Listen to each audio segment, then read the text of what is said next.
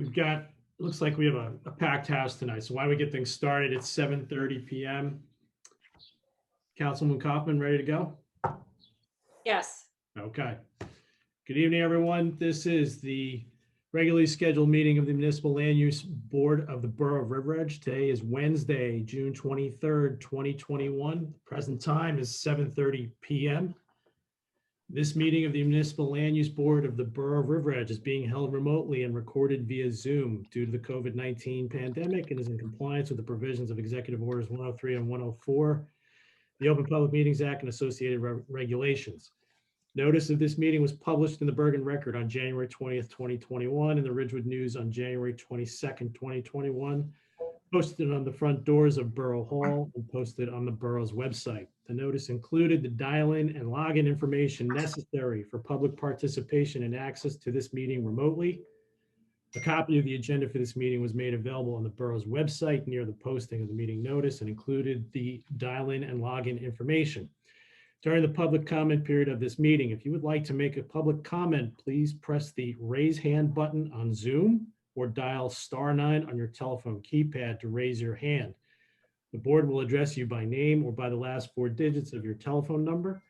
You may mute and unmute yourself by pressing the microphone icon on Zoom or dialing *6 on your telephone keypad. Excuse me. You must state your name and address prior to making a public comment.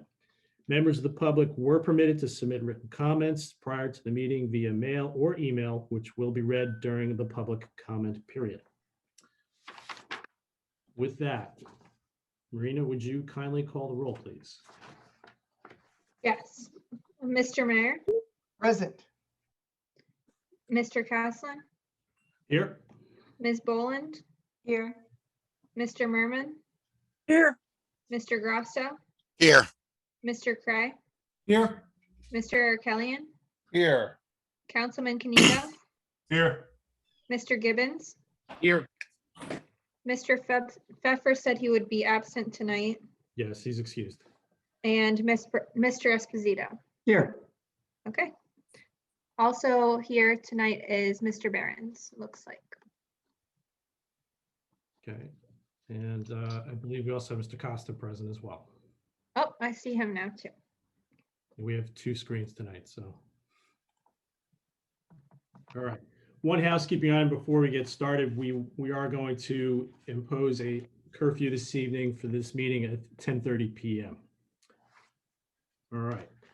I don't believe we have minutes to review, so we're going to proceed in the agenda. We're going to move around a bit here. We're going to start this evening, if we can, with the memorialization for Walker Brenton Chantel, 164 Webb Avenue, Block 4, Block 15. Any comments, concerns with the draft of the resolution as presented? Mr. Chairman.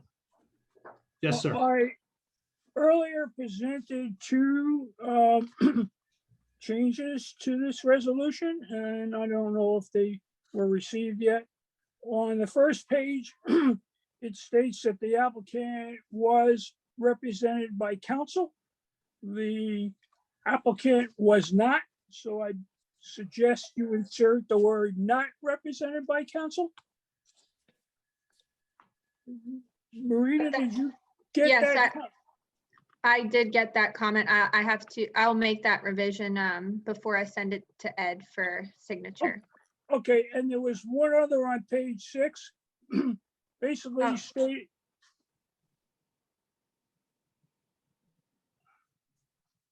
I didn't Okay. get the second one. Oh, shame on that person. Yes, she did. Shame on you.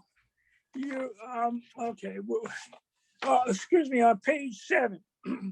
And basically what it says is that the motion left out a sentence that stated that the sports court, when removed, shall not be replaced by an impervious surface. It has to be returned cannot be replaced by an impervious surface. It has to be returned to a pervious surface. Okay, I did include that as a condition number 8 in the resolution. Okay, as long as But it's in. I can change the language of what the motion was to include that as well, just to be sure. Okay, it should be, clear. I believe it should be in the motion. Okay, that's fine. I Those are my believe, own- I believe that person did take care of it, by the way, whoever that person was, Dick. It wasn't my staff. Okay, that's fine. It's All right, taken care of. that's, Okay. that's good. Okay, so Mr. Chairman, those are the only two comments I had on that resolution. Very good. Thank you, Mr. Merman. Anyone else? Comments, concerns? Mr. Chairman, I'll move that we accept the minutes, the memorialization is corrected. Thank you, Mr. Kelly. May I have a second? Second, Mike Cray. Thank you, Mr. Cray. Marina, would you call the roll, please? Okay, Mr. Mayor, Yes. Mr. Caslin? Abstain. I don't- Oh, I forgot to mark who was absent that day. Ms. Boland? Abstain. Okay. Mr. Merman? Yes, Mr. Grasso? Yes. Mr. Cray? Yes. Mr. Arakelian? Yes. Councilman Kaniga? Yes. Mr. Gibbons? I was absent the last I'm- meeting. Yep, I believe, I remember. Okay, and Mr. Esposito? Yes. Okay, the motion passes. Okay. Thank you, everyone. Okay, the next item on the agenda to be covered in the discussion category. The first item is the application for the Cherry Blossom Park Urban Parks Grant. A grant application to the Green Acres Urban Parks Grant application is being considered for submission. The mayor and council are expected to take action on this imminently, and we've been asked as a board to review the matter and to have our board planner, Tom Behrens, take a look at the proposed plan to review the project to make sure it's not inconsistent with the borough master plan. So there was the materials for this application circulated prior to the meeting. I'm going to open it to, first off, let me go to Mr. Behrens for his quick analysis of what he's seen thus far. All right, good evening, board members. Thank you, Mr. Chairman. So based on my review of the application materials, my understanding is that the grant application is for funds to improve the site relative to the site's drainage, grading, and a proposed amphitheater at the rear of the site. And again, this is for the Cherry Blossom Park that's immediately south of the Cherry Hill School, located on Bogart Road. And as part of the application, the planning board, or the land use board in this case, and the county planning board have been asked to conduct a master plan consistency review to support the grant application. And in doing these master plan consistency reviews, the board is asked to determine whether or not the proposal is not inconsistent with the borough's master plan. I did a memo, a quick memo that I sent out earlier today, and I'll just read the pertinent master plan provisions that I thought were relevant here. The first states that this is a planning goal, that it is recommended that the existing recreation and open space areas be maintained and facilities improved and or added where necessary. The second is all existing active recreation and open space areas be maintained and improved to continue to provide high quality recreation facilities for all municipal residents. And finally, there's a goal to provide adequate community facilities and services to meet the needs of the borough residents. So from my position, I think there's support in the master plan that would indicate that improvement of site drainage, certainly for surrounding residents that are downhill from the site, as well as this proposed public amenity would seem to be consistent with the master plan. That is certainly up to the the board to determine. And again, the question is whether or not the proposed grant is not inconsistent with the master plan. So I'll leave it to you, Mr. Chairman. Thank you, Mr. Behrens. Comments from the board? Tom Behrens, Dick Merman. I noticed your memo referred to the 1984 Yes, master plan. What about the latest update?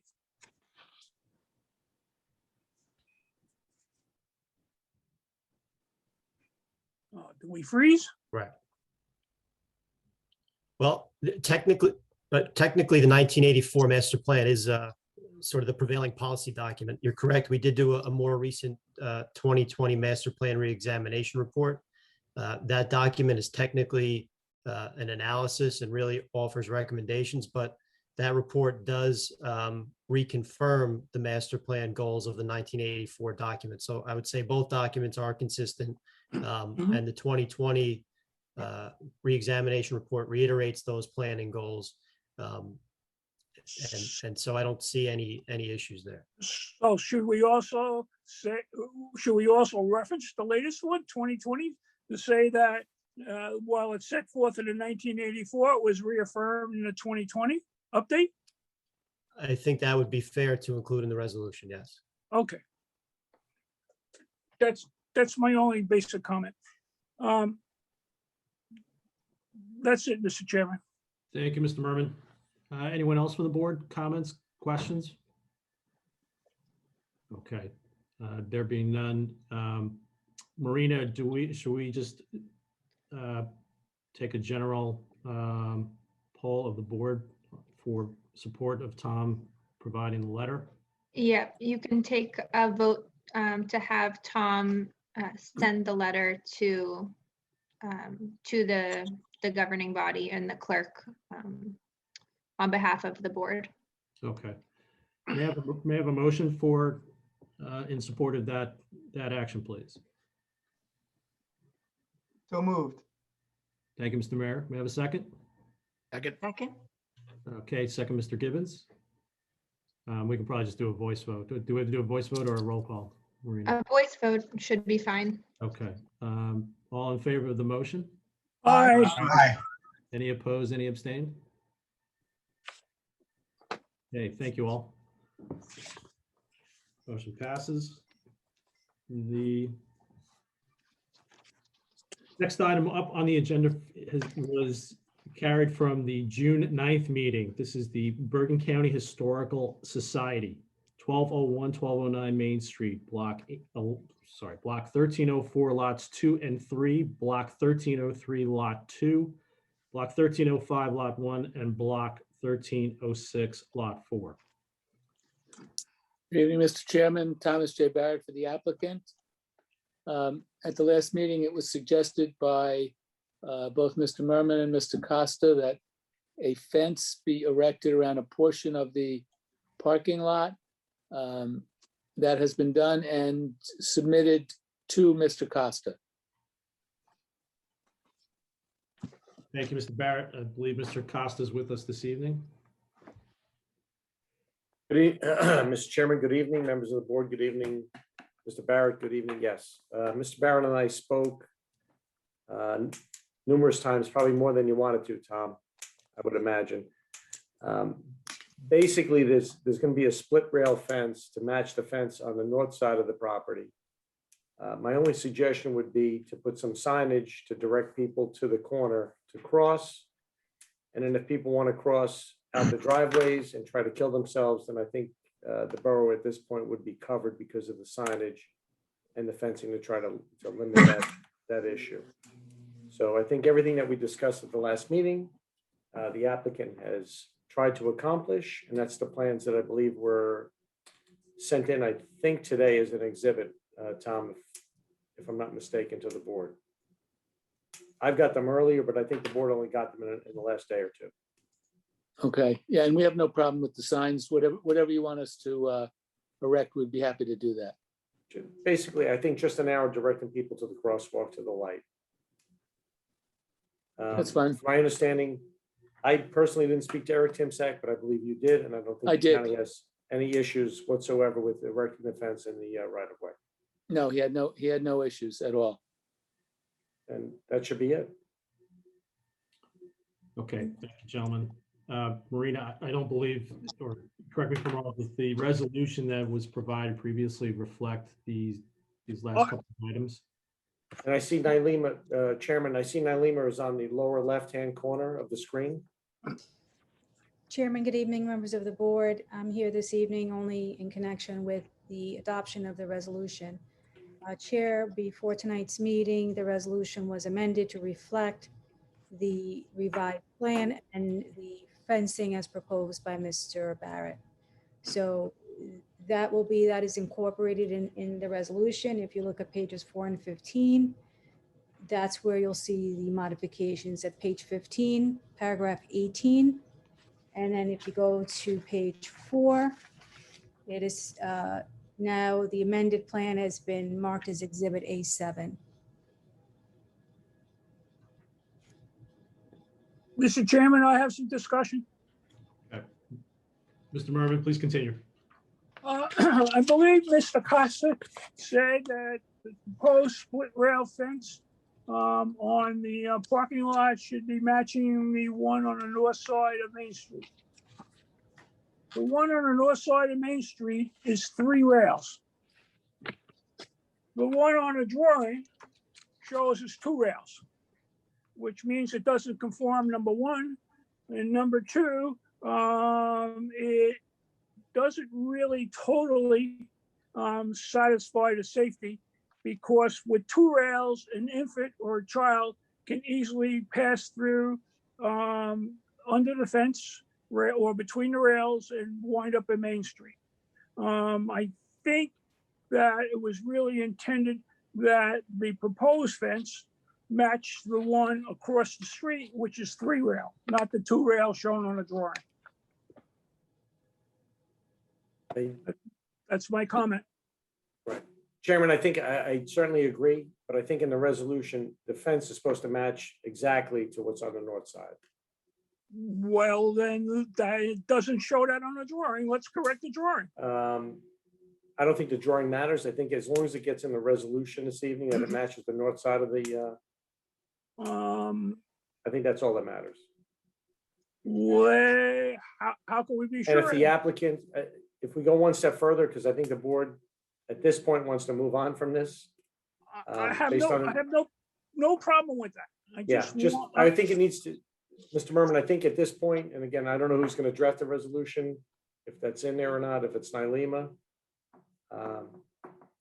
If it is, it just has to get in there. And Mr. Barrett, if you agree, it's going to match, from our discussions and everything else, it's going to match the north side of the property.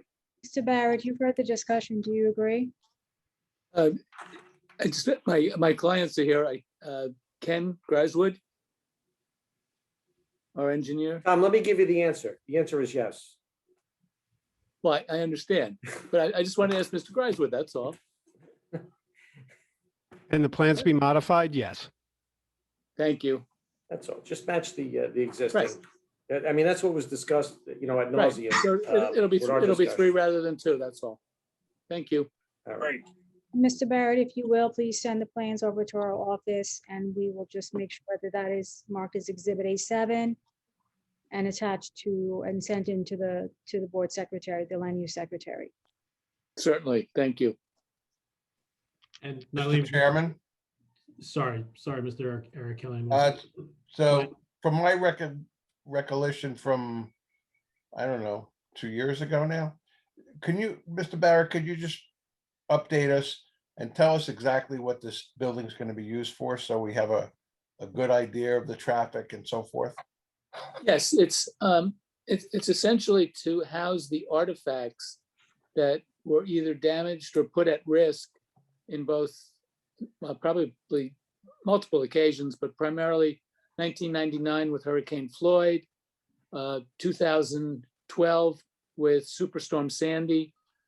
So the building, is designed to be elevated and will house, many of the artifacts that right now cannot be put on display because the existing structures continue to be at risk in the event of some type of a storm. It's really just a different venue There is no anticipation of an upsurge in visitors to the site. You know, the special events that are held draw most of the folks that go there. The museum is visited at that time when they're there for another event. So there certainly is no expectation that all of a sudden we're going to have a museum that is overwhelmed with visitors. Thank you. That's exactly what I remember, Mr. Barrett. I Thank just you. wanted to make sure that, you know, the newer members and so forth knew what this is going to be used for as well. Thank you. Nylene, I'm sorry, I cut you off earlier. Just to confirm, the signage that Mr. Costa was mentioning, that's going to be in the resolution as well? Just the, What I will do is I will, work with Mr. Costa and Mr. Barrett, we'll make sure that that language gets in there. So Mr. Barrett, if you will, tomorrow's probably not a good day, maybe Friday we can speak and Certainly. just make that revision and get it right over to Mr. Costa for review and approval, and then get it back to Mr. Alter. Certainly. And we'll also have that resolution circulated to the board again with the changes highlighted. okay, thank you, Nylene. You're welcome. Any further questions, comments from the board at this time on the resolution? I had a point of order for Nylema. Do we have a chain of who actually heard this entire application? So when we vote tonight, we have an idea of who's a voting member and who's not for this one? Jim, what I can tell you is that I'm looking at page 15 of the resolution. It looks like Mayor Mignon was originally on the board at that time. We know that's no longer the case. You were present, you voted in the affirmative, so did Mr. Merman, Ms. Boland, Mr. Grasso, and Mr. Gibbons, and Mr. Cray, and Mr. Cray is here this evening as well. I think everyone is here this evening, so, Except for the mayor, everybody else is eligible to vote. and I was absent at that meeting too, so I'm. And Okay, I Mr. Haslam I is didn't- out. That's correct. didn't want any technicalities thrown into the mix here later on. Thank you. Thank you. Further questions? Actually, you're voting on memorialization, are you not? That You're is- about Yes. you're about to take a vote. I think Chris Laze has a comment. So, sorry. Sorry, there was a comment from I the, do not. Sorry, I didn't mean to raise my hand. Oh, okay. okay. Okay, can I have then we need a motion, Elena? Or can we just take a vote, go directly to a vote on the resolution? We just need a motion for the memorialization, and it'll be the resolution as amended. Okay. It'll be a individual vote, Individual vote, Yes. yes. correct? So I'd like to entertain a motion for memorialization of the resolution as amended, please. I will make that motion. I'm excited about this project moving forward. It's been quite a while. It's taken a lot of time for everybody here, but I think we finally got it right. So I'm proud to make that motion. Thank you, Mr. Arkelian. May I have a second, please? I'll second. Mr. Gibbons, thank you. Rena, would you call the roll, please? Okay, and I will only call the members that are eligible to vote. So Ms. Boland, Yes. Mr. Merman, No, Mr. Grasso, Yes. Mr. Cray. Do we have Miss? Sorry, I was muted. Yes. Okay, Mr. Arkelian Yes. and Mr. Gibbons. Yes. All right, the motion passes. Thank you very much, members of the board. We appreciate your consideration. Good night, everyone. Thank you, Mr. Barrett. Aye. Thank you, everyone. Okay. The next item on our agenda for this evening, we're going to move to the completeness review. Applicant is Dave Masio, 204 Van Saun Drive, Block 1210, Block 21, an application for a proposed pool and patio, seeking variances for improved lot coverage, side yard and rear yard setback. I believe the applicant is here this evening. Yes, hi. Thank you, board, for hearing me this evening. My name is Dave Maschio. My wife Jill was not able to attend tonight. A little bit about myself. We've lived in River Edge. We just had our anniversary on the 18th. We lived in River Edge for 9 Mr. years. Marcus, let me just interrupt you for 1 second. Sure. What we'll do first is we're just going to make sure that your application is complete for us to hear it first. That's a procedural matter. So hold off on your presentation for the moment. Okay. Mr. Behrens, or actually I'm sorry, Ms. Marina, could you advise? Yep, so prior to this meeting, I reviewed the proofs submitted by the applicant and I found them to be sufficient for the board to have jurisdiction to hear the application tonight. Okay, And I reviewed the application materials and they appear to be complete. So the application can be heard tonight. okay, thank you both. Any questions from the board? All right, there being none, may I have a motion to approve the completeness? So moved. Gibbons? Thank you, Mr. Gibbons. Second. Second, Boland. Thank you, Ms. Boland. Marina? Okay, Mr. Mayor, Yes. Mr. Caslin, Yes. Ms. Boland, Yes.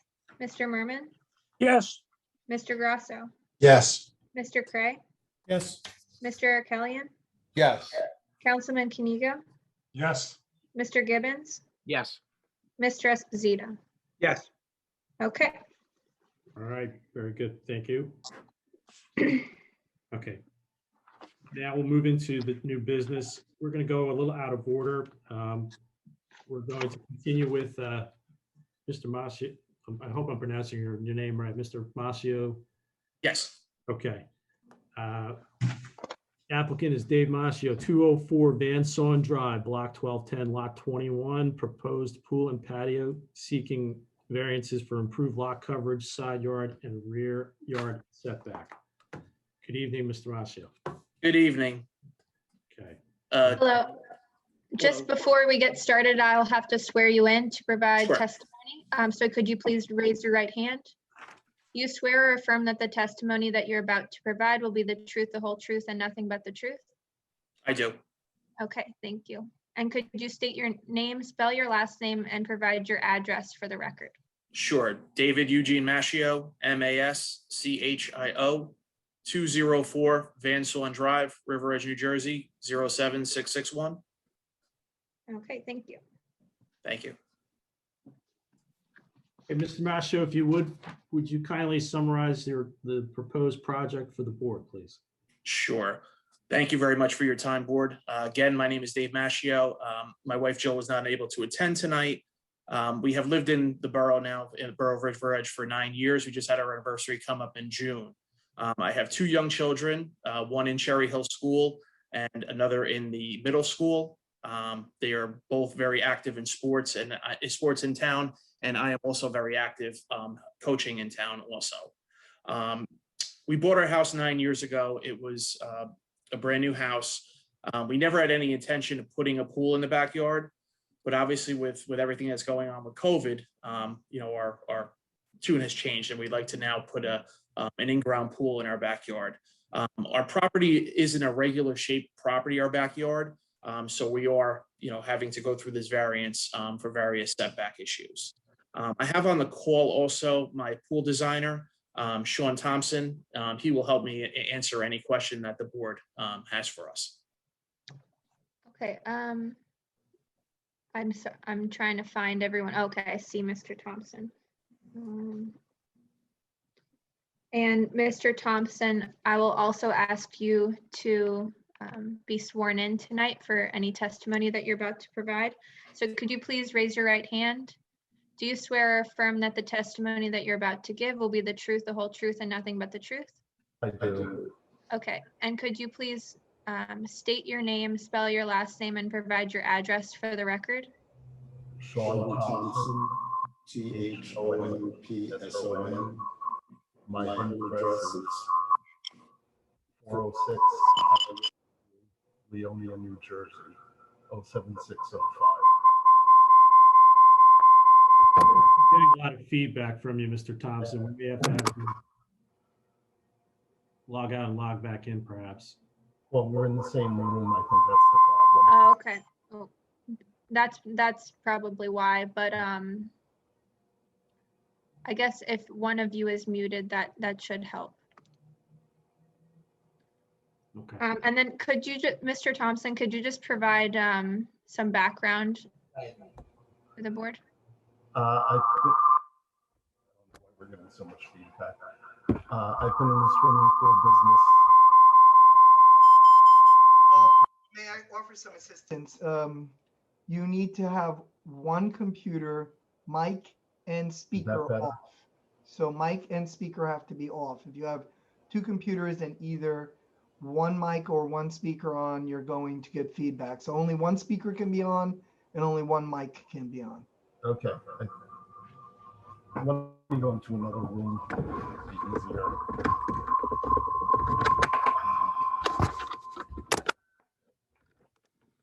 Sorry about that.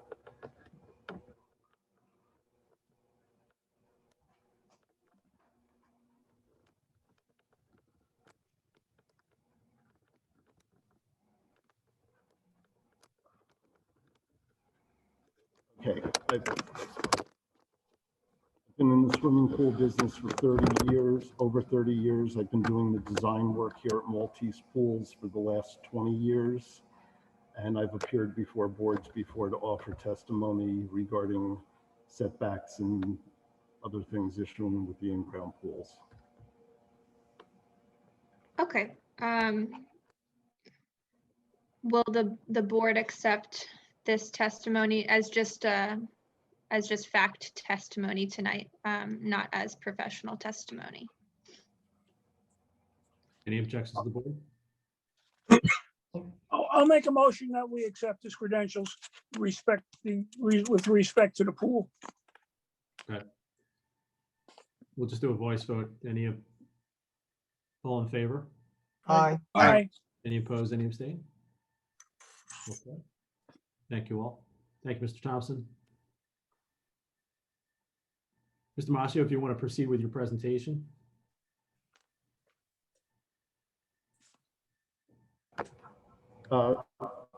What we intend to do is install an in-ground pool. Because of the irregular shape of the property, we can't comply with the setbacks as they exist.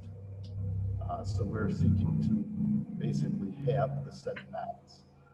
The issue of lot coverage, we were not really aware of until we got the letter of denial, because I was kind of unsure about what the allowed setbacks were in River Edge, and until we had the engineer do the drawing, I did not have an accurate calculation of all of the lot coverages. But the house and the property was already in a non-conforming state before we talked about adding in a swimming pool.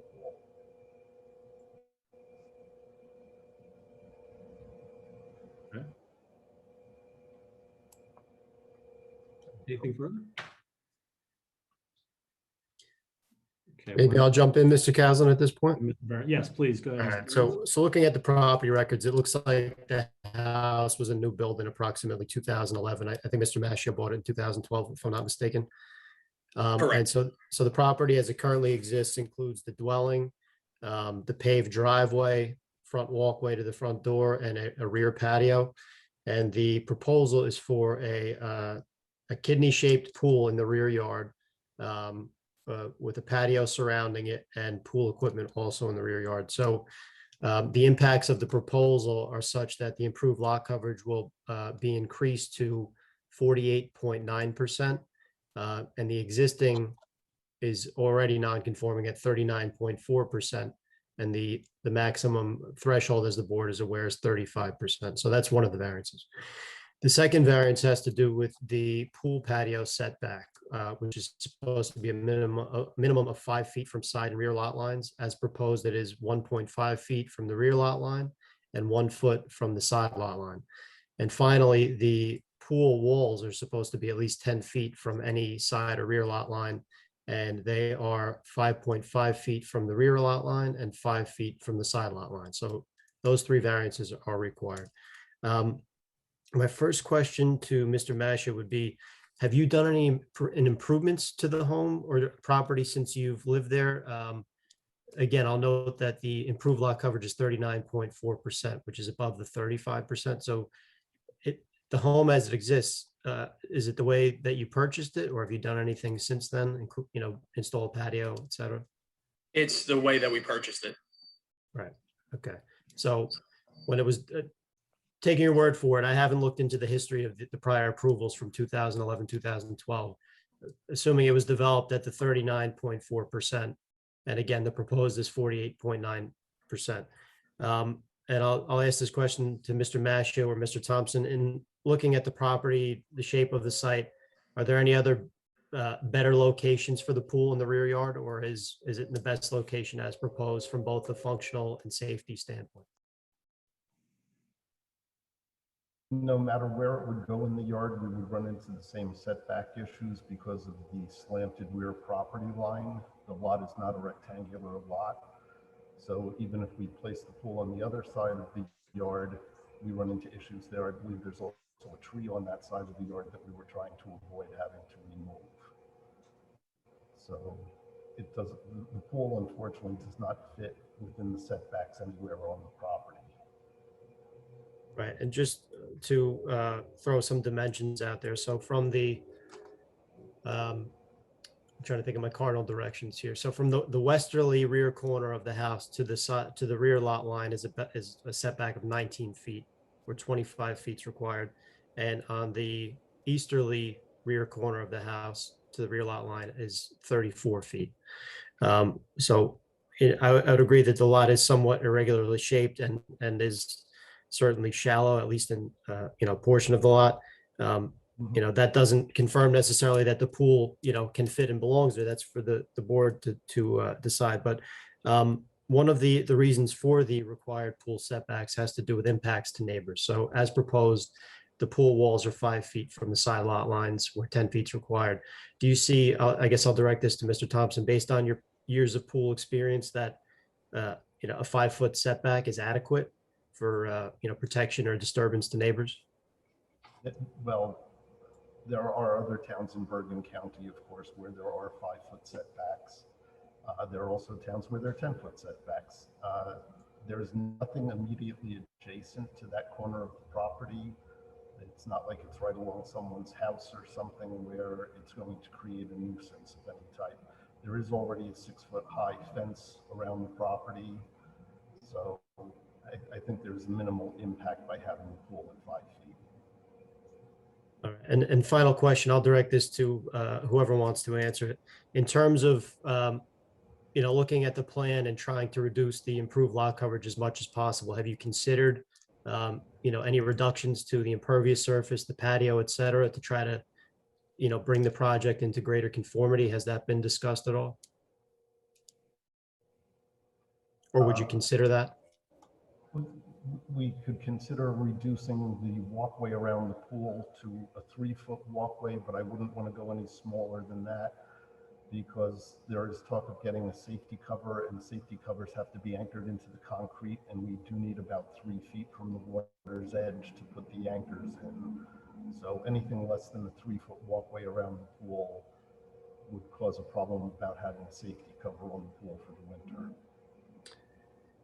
Not being a pool expert, but I've seen pools where there's a pool coping, directly adjacent to lawn, let's say. Is that not possible here? It could be done around part of the pool, but again, talking about a safety cover for the winter time, anchoring a cover into the ground does not work. Anchoring it would have to be anchored into concrete to be a safety cover. Right. Okay. So my final comments pertain to when an applicant request variance relief, there's certain statutory criteria that one has to address. And there's 2 tests for what are called C variances, and these are bulk or C variances. And one has to do with whether or not there's a hardship impacting the property. I think we've heard testimony, and I concur to some degree that the shape of the property and the existing house location does, pose some disadvantage in terms of the location, at least, the setbacks of the pool. But then separately is the improved lot coverage situation. And the statutory criteria for that is what's known as the public benefits test. And there has to be some demonstration that the public benefits of the granting of the variance relief outweigh any detriments. So one, as we move along this evening, we have to come up with some benefits, discuss whether or not there are any impacts or detriments. And whether finally there's the negative criteria, whether or not there will be any substantial detriments to the public good or substantial impairment to the master plan or zoning ordinance. So I think I'll turn it over to the board at this point to ask any questions of the applicant. Thank you, Mr. Burns. Ms. Boland, can we start with you? Okay, I do have a few questions as far as, to start is the existing nonconformities. No one has any kind of record of whether these were approved variances, or was it just not followed up on, or how it got to the point where it's non-conforming even before we get started? Okay. Ms. Boland, I'll just step in. It's probably a question for the applicant. I mean, he stated that he bought it as is. I don't know what the review process was at the time, whether or not they got a variance. I did not look into the history of, how it came to be as it is. So, Okay. Mr. Masha, do you have any idea of whether or not the property received prior variance relief for the coverage? I don't. And Ms. Boland, I asked Ed Alter, our board secretary, to look and see if there were any resolutions on file with the borough, and he didn't find any. Okay. So just for the applicant for background as far as how the board typically feels, we don't even like to go beyond the 39.4% that's already there. So the fact that that's your starting point, it puts us in a very difficult position because you're asking for a coverage that we're not often comfortable going above.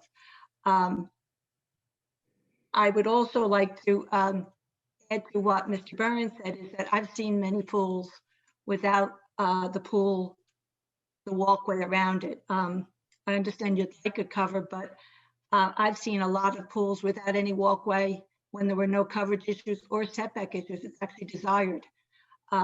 So if the board is even comfortable going above the existing coverage, I would not be comfortable approving a walkway around it. I would look to minimize as much as possible a pool, but the coverage increase from the pool. But that's it for me. That's all I have for now. Thank you, Ms. Boland. Mr. Craig? Yeah, a few questions on the drawing showing the pool in the house. On the bottom right-hand side, there is a paved area noted as construction access. Is that a temporary? That's not a paved area. That's a temporary construction access. Okay. Gravel that's going to be removed and remediated. Okay, just wanted to make sure. Now, this property is 7,545 square feet. So this is not an undersized lot, correct? No, it's not undersized, but it's a very awkwardly shaped yacht. And because of the large front yard, it has a rather large driveway area. Mm-hmm. So that's part of what the coverage situation is, because the way the house is positioned on the lot. Okay. Ended up with a rather large driveway. Right, but I think, as Ms. Boland mentioned, we tend to be a little hesitant to go above 39, and in a lot of cases, we're dealing with someone who's struggling, unfortunately, with an undersized lot. So, their difficulty to do things on the property is even higher. But here, we've got a lot that's not undersized, and we're really talking about a significant increase above the type of variance that normally would be permitted. Are there any other ways that you can look at here that would allow some reduction in the impervious coverage, whether it's I know there's some patio there. I don't know if there's any of that that can be sacrificed. Again, can we get rid of the pavers or the walkway around the pool? I mean, is there anything you can look at here that can offer some reduction? Because, quite honestly, at 49%, I think it's going to be a very hard pill for us to swallow. If there isn't some way to reduce this at some level. Well, we could take a foot off around the pool. That would reduce it by 100 square feet. Could probably take out part of the existing patio, but don't really want to give up all of it because of the fact that, you come down off the stairs out of the back of the house. Don't necessarily want to come down right onto grass. And as I said, my concern is for covering the pool in the winter time, because if there's no concrete around the pool, if there's just grass and we then don't have the safety cover, then it's a constant battle every year of the cover killing the grass in the backyard, because the cover is going to overlap onto the grass at that point. Okay, thank you. That's all my questions. Thank you, Mr. Craig. Mr. Esposito, Yes. any questions? Nothing at this time. Thank you, sir. Mr. Grasso? The only comment I have is an issue with the lot coverage is excessive. Okay, thank you, Mr. Grasso. Mr. Councilman? Thank you, sir. One question and one comment. The pool filter and the heater, are they being housed in a shed or something that will effectively block the noise from the neighbors? Typically, the filters don't get housed in anything because it does create a problem if they're housed, especially the heater, because if you house a heater, then you have to do venting on it, and it actually shortens the life of the equipment as opposed to having it left outside. And the equipment we did manage to keep, well, they show it at 9 feet, and actually the engineer drew the pad larger than it needs to be. It's really only going to be about a 3 by 6 foot pad for the filter and heater. All right, well, I know that typically this board has asked that pool filters be housed in some sort of shed so that the noise would not impact the neighbors, and pools can be quite noisy. So I think that's something that has to be considered by this board. And I guess my comment is, unfortunately, I think it was just last meeting, we really worked hard to try to get somebody with only, who's asking for just over 40% lot coverage to get their work in. And 48 seems much, much too high for me, especially in light of the fact that this was a new construction just a few years ago. And it seems to me that whoever constructed it, unfortunately, sir, went above what we in this town require without seeking any variance or approval from this board. Just ignored our laws, and you seem to be the unfortunate recipient of their negligence in doing so. But I don't know how this board can approve such a large percentage of lot coverage. Thank you. Thank you, Mr. Councilman. Mr. Mayor?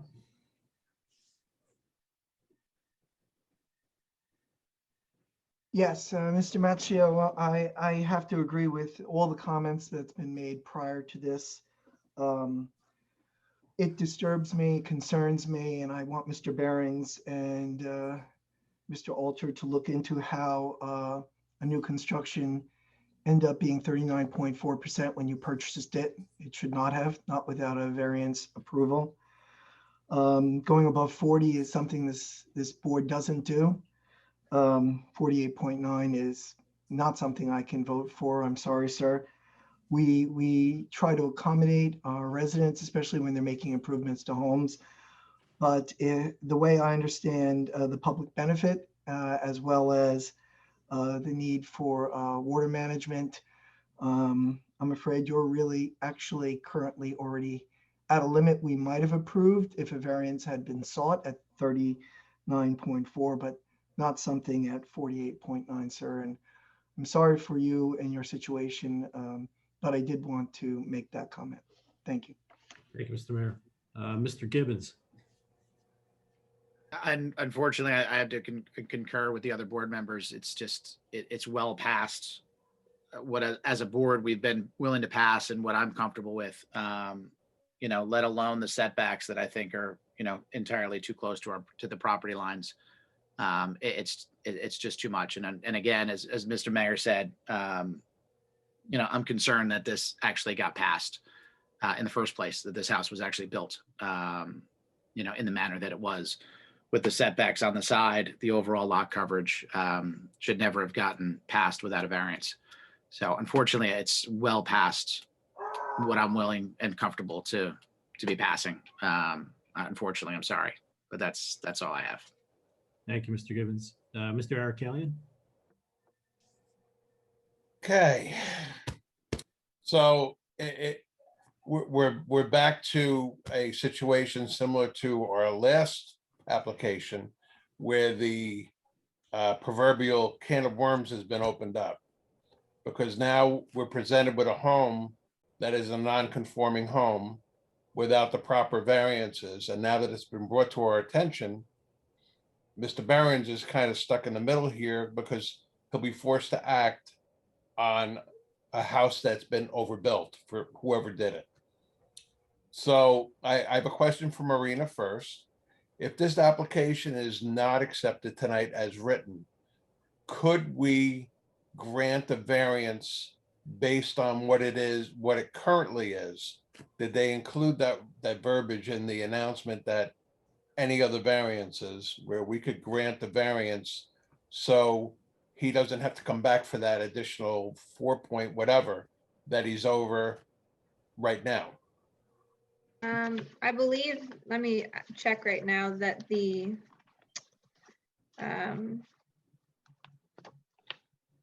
publication did include the standard language that the applicants would request any additional variances or relief that the board required. All right, so Mr. Macho, you understand where I'm going here? You have a home that was built and it's at the time you were issued a CO, it should not have been over the 35% coverage that is allowable by the borough standards, by the borough code.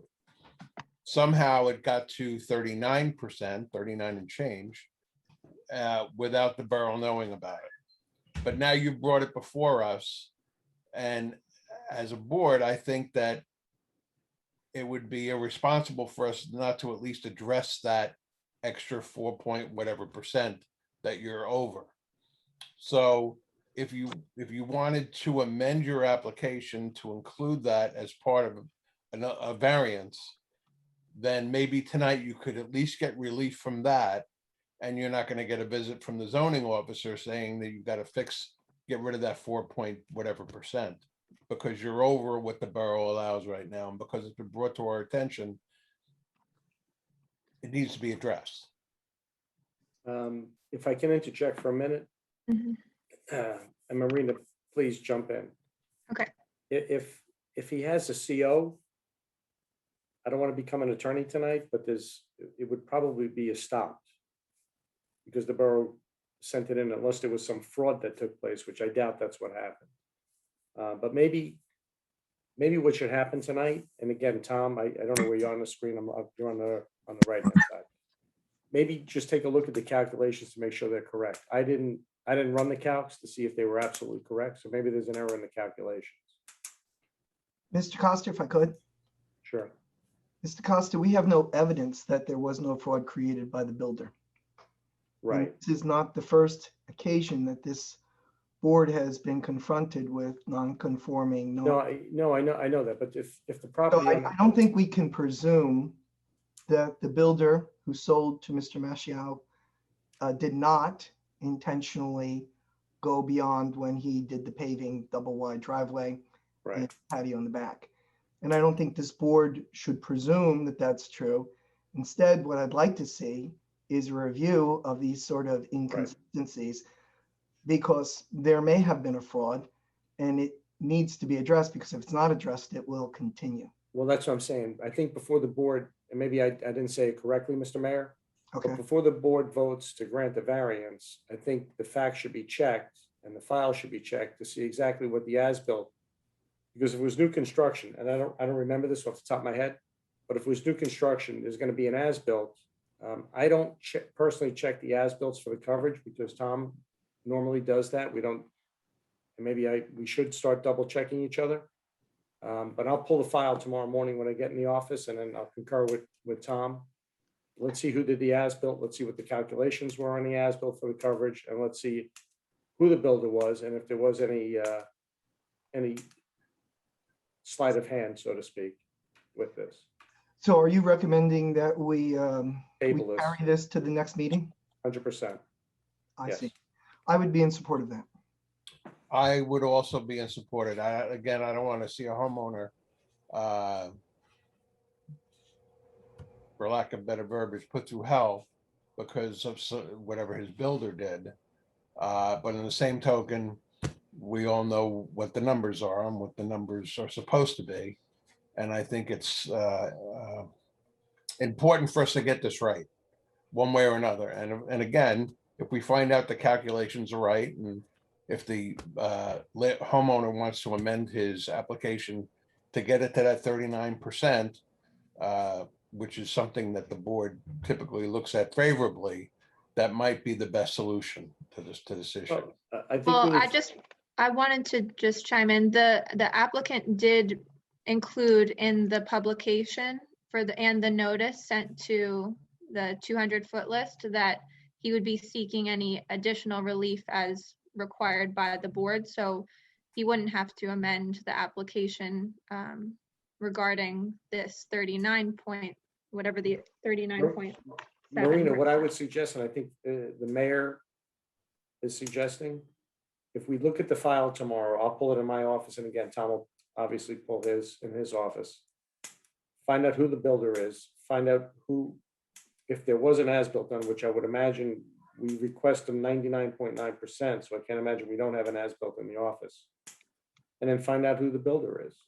And if there was something, then I think the builder might have to come before the board seeking relief. And if he refuses to do so, Marina, board has subpoena powers. We would subpoena that person to the board and make him testify in front of this body. And then I think if there was any nonsense, that's how the nonsense stops. But that's not my only comments for tonight, Mr. Mayor and Chairman and the board. May I ask a question? Do we have to put the homeowner through this rigmarole? I mean, if we were to grant the variance now, couldn't we still do the investigation and follow up with the builder? And this way, we don't have to bring this gentleman back because this was through no fault of his own.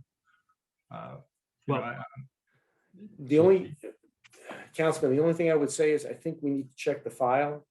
I think if you just grant it, and if the calculations are incorrect, then you granted a variance giving relief on something that didn't require relief. So I think, Tom, stop me at any point if you disagree, but I think for the want of a couple of weeks, just check the file, pull the file, check the calculations, see exactly what it is so the board knows exactly what they're voting on. Tom, who did the calculations on this? Was it? I think Tom might be frozen.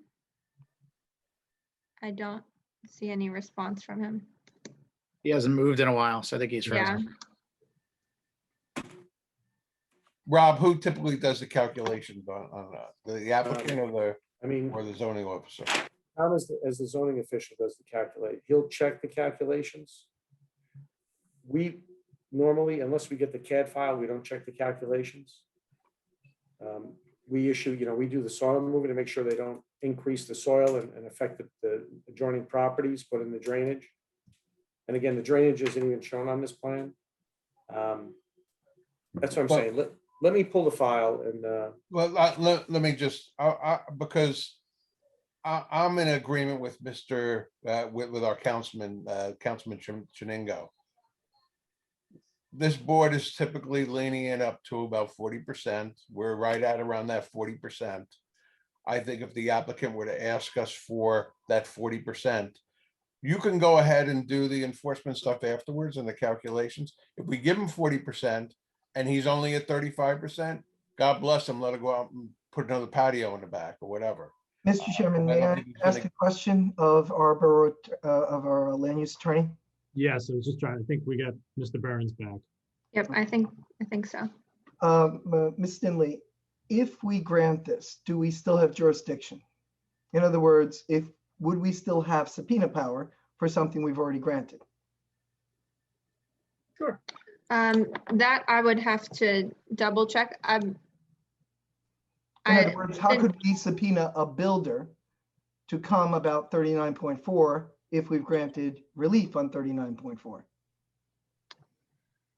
That I'm not sure of. I will have to double check. I could make a call now, or we could. I hate to see the applicant having to pay for the sins of the builder. He went in there and bought a house.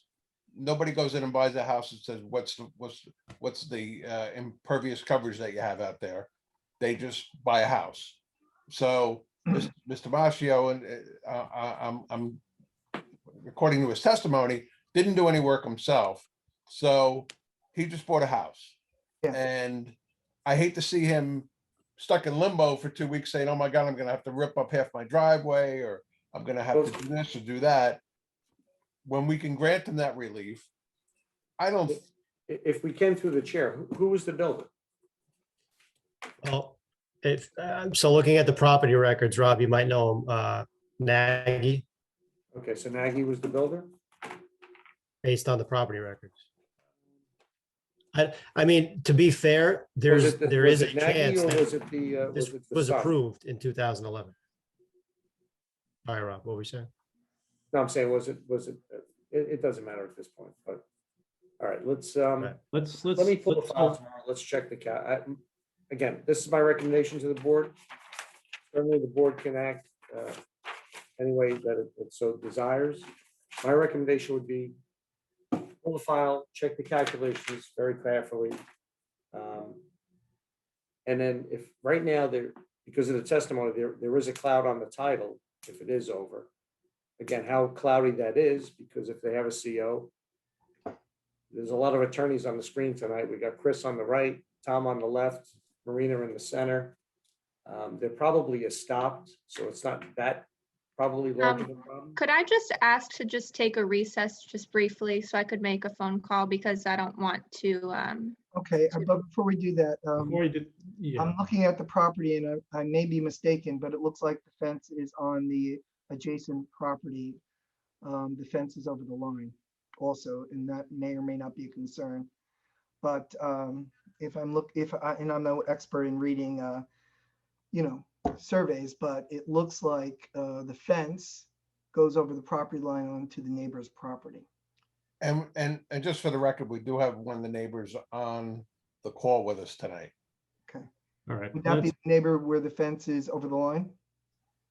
That I don't know. I see a Mr. His name just moved. There he raised his hand, Ken. But we're not open to the public yet. So Chairman, I don't know how you want to handle it. Let's hold on. Marina, how long do you need Maybe just 5 minutes. All right, the time now is 8:34.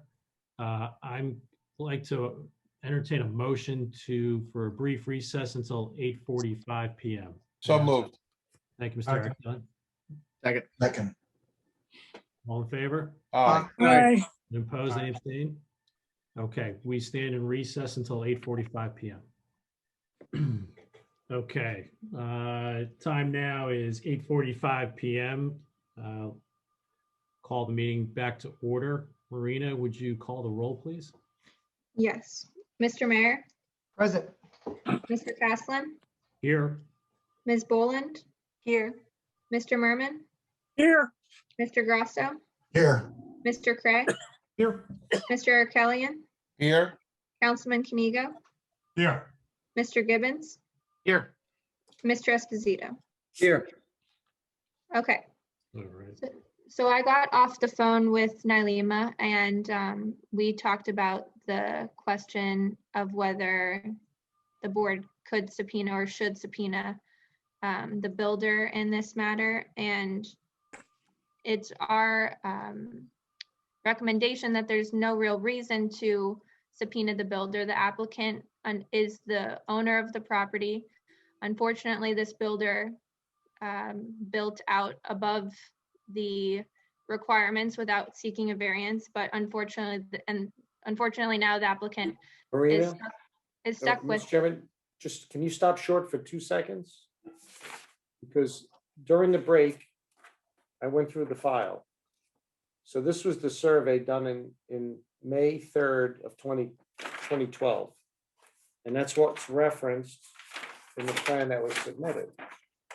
You can see in the general notes. In the plan of the survey in 2012, there's no patio.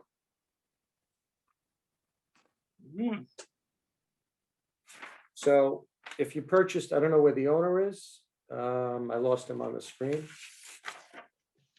I'm here. There's no patio in 2012.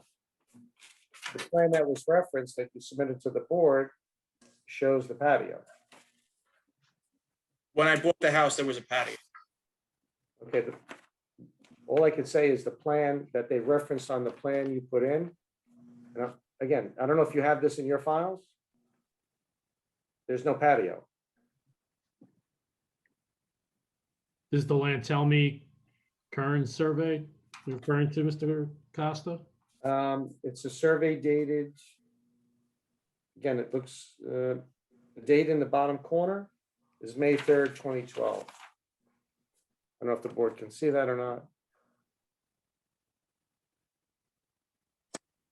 Yeah, I think this was what was submitted as part of the applicant's package. Right, but the plan that was submitted for the pool references that survey, as it should, but there's a patio. And again, I don't know if the coverage is correct. I don't know how big the patio is. And again, that's why I go back to what I said earlier. You can certainly call the engineer that prepared this, because he referenced the survey. And somehow the patio isn't on this, but it's on this. Okay. And again, if the patio exists, it exists. How, you know, when it was built, when it got there, I can't tell you. Let's hold that information for the moment. Okay. Rita, why don't you finish your thought? No, I'm saying before you say it's the builder, I think you need to. Okay, Look at the either way, facts. right now on the property exists at 39.4% existing improved lot coverage. The board has to review this application based on the conditions that are existing right now. And must make a determination of whether the applicant can work with the planner, the borough attorney, or the borough engineer to mitigate the coverage that's existing or to mitigate any additional But coverage that's we don't know proposed. what's correct. The only reason I keep saying the same thing, I personally, I didn't check it, my office didn't check it.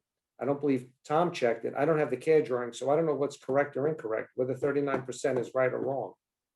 So my recommendation to the board, and the board can do whatever they desire, stop short, come back in 2 weeks, let's check the file, call the engineer that prepared the plan, get the facts and present them back to the board. Okay, I don't know I'm not sure what's going to happen between tonight and possibly 2 weeks tonight or a month from tonight that could possibly affect the homeowner. I don't see the building department coming in to throw him out of his house. All right, let's hold that thought. Let's hold that thought for the moment, Mr. Costa. Mr. Arkalian, I think we left off with you. You want to make sure you have no further questions. If you do, if you continue. Yeah, it's a difficult situation. I guess I would ask the applicant, when you bought the house, did you ask the builder to add a patio?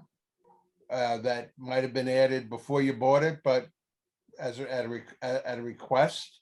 as a home buyer? Did you? We're just trying to figure out where the patio came from. If it was asked for after everything was submitted and he just put it in for you to consummate the deal, it would explain things.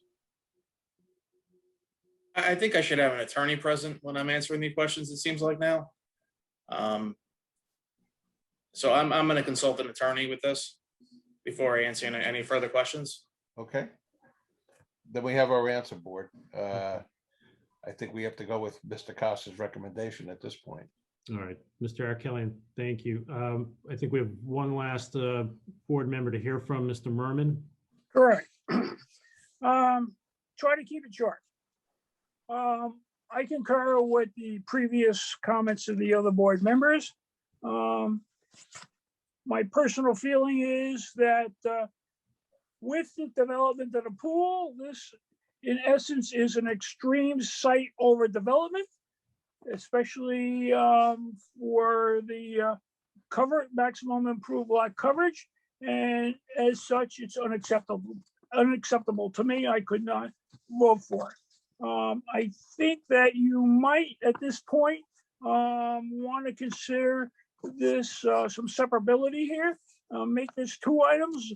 Vote on the application as it is now, and let the 39.4 come in as a separate item if he wants to legalize it. And at that point, the borough and Mr. Costa can review such things as additional subsurface drainage and so forth. Those are my basic comments. Okay, thank you, Mr. Merman. All right, Mr. Mascio, there are a couple of options available for you this evening. You've heard the position of the various board members just now. What we can offer you this evening is we can take action on the application as it currently stands, or we can vote to carry it to the next meeting, give you an opportunity to go back, look at the application and consider making certain revisions to it. You wouldn't have to renotice for the hearing. We can carry it without having a notice requirement for you to go out and renotice in the 200-foot radius from your property. So I present that to you. If you have a preference now, what would you like us to, how would you like to proceed? Can I have a second to consult with my pool designer? Sure. Thank you.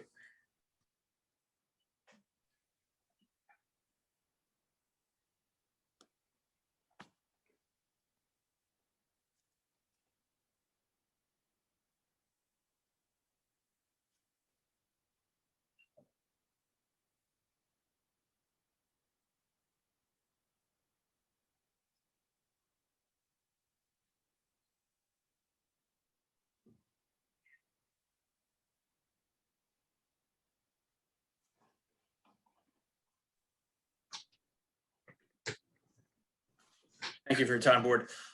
If at this point I could remove my application for the pool, that's what I would choose to do. Yeah, you can do that. You're permitted to withdraw your application. Okay, so for the record, you're opting to entirely withdraw your application. Wait, can I just say something, Mr. Macchio? Sure. If you ask the board tonight to approve what's currently there, your chances, I'm gonna just throw it out there, could be greatly improved, and then you won't have to deal with being over down the road. Because you're over that 35%. So you're gonna have to come back here one way or another for what you've got.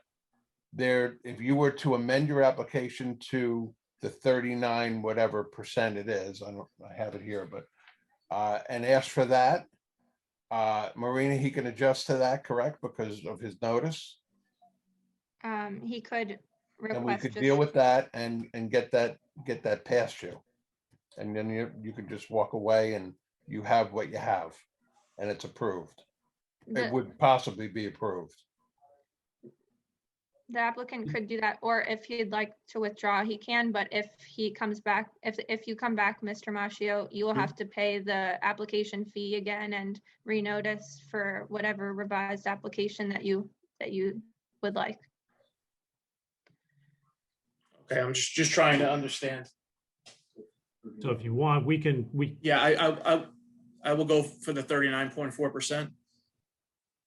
okay, so you're not going to withdraw your application this evening. You're looking to obtain variance relief for with the current conditions as they stand without the pool. Correct. Okay. So my last statement before I hand it back to you, Chairman, is considering the circumstances and considering it's below that threshold that this board typically is favorable to. I think that my opinion would be for the board to move forward and just approve what he's got and get it over with. But I think the rest of the board should be able to say what they need to say too. I agree. Let me open it to the rest of the board. Any comments, questions on that item? Let me start with Mr. Gibbons. I'm all for making this. It doesn't seem to be Mr. Maschio's fault. My only concern is that we would still have the ability to, or maybe we've already determined that we don't have any recourse with the builder. Is that where No. we're at this No, point? we do not. That's correct. We do So not. this house is built. If we can provide that relief for a homeowner that, my biggest problem is looking at this survey from 5/3/12, where there's no patio and a sale date of 6/18/12. There is a patio. Something happened there. And that's my main concern, that, between beginning of May and the middle of June, a patio was put in without the town's notice, permission. That's my main concern with it. And I have to take Mr. Maschio at his word that he didn't actually put this in, but somebody did and did do it the correct way. So that's my main concern with it. Okay, thank you, Mr. Gibbons. Mr. Mayor?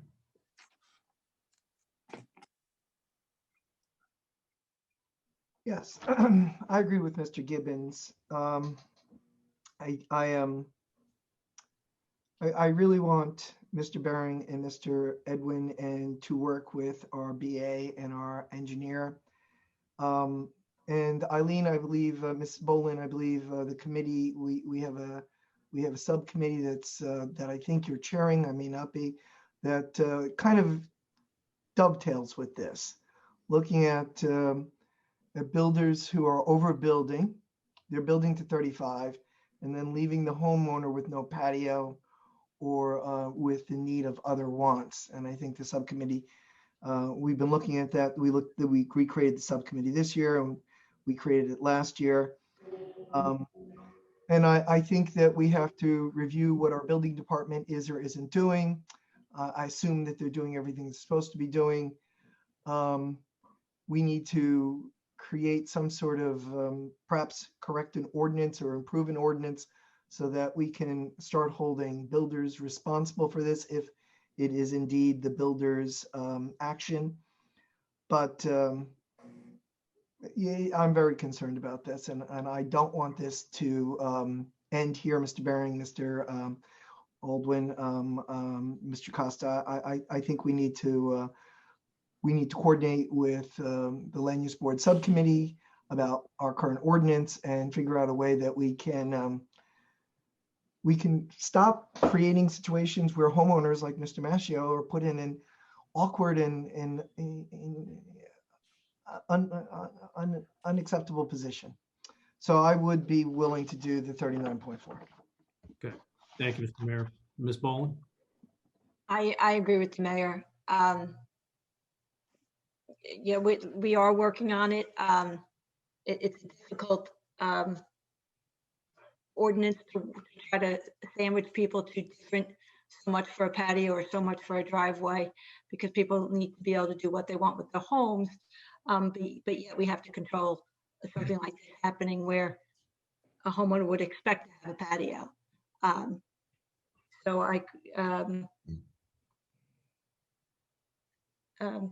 we're working towards that to try to, on our end, stop it from happening. But I agree with the mayor that we have to be more strict with as built and verifying that they are in conformance post-construction as well. Okay, thank you, Ms. Boland. Mr. Councilman? I agree with everything that's been said here. I believe we shouldn't punish the homeowner for the sins of the builders. One question I have, Mr. Costa or Mr. Behrens, if you would, is there concern here that this may actually be in fact greater than 39.4%? I'll start. I've reviewed the plans. They were done by a professional engineer, and as such, I've taken them to be accurate. I haven't done the calculations myself. Okay. I'm all for giving this man and this family here in River Edge the variance for the 39.4%. Thank you. Thank you, Mr. Councilman. Mr. Cray? I guess I generally agree with people's statements here, but I still have a big concern over the kind of discrepancy between the survey and the application drawing and the date of when that initial survey was taken without the patio. Because I mean, if what we're talking about here is the concern that our process isn't catching situations where what's been approved is not what's being built. This seems to be a ready example of that, and I guess I'm a little concerned that if we just grant the variance and move forward, we lose the opportunity to understand that and protect against it. So I've got, I guess I would not be opposed to a little bit more examination of how we got to where we are with this, rather than just approving it tonight to get it off the table. Thank you, Mr. Cray. Mr. Esposito? Yes, I'm in favor of the 39.4. I agree, and I think that could be helpful in the future. Thank you. Thank you. Mr. Merman? As I understand it, the applicant proposes to remove the pool and any related infrastructure to the pool from his application, and will amend the application to request the 39.4 improved percent, improved lot coverage. I agree with that, and I also feel that Mr. Costa should review the 39.4 from a drainage aspect to see if anything additional is required between the 35 and the 39.4. That's my comment. Thank you, Mr. Merman. I concur with the sentiments that the board has expressed this evening as well. I think it would be unreasonable to hold up Mr. Mascio in improving the 39.4%. With that said, I'd like to entertain a motion for approving the variance application for the. We have to open to the public. Thank you. Sorry about that. I'll take a motion to open to the public in that case. So made, Merman. Thank you, Mr. Merman. Second, Mr. Arkelian. Ms. Kaufman, do we have anyone in the audience this evening? We do. Yes. So if anyone has a comment, just raise your hand and I will allow you to speak, and or write your question or comment in the chat box.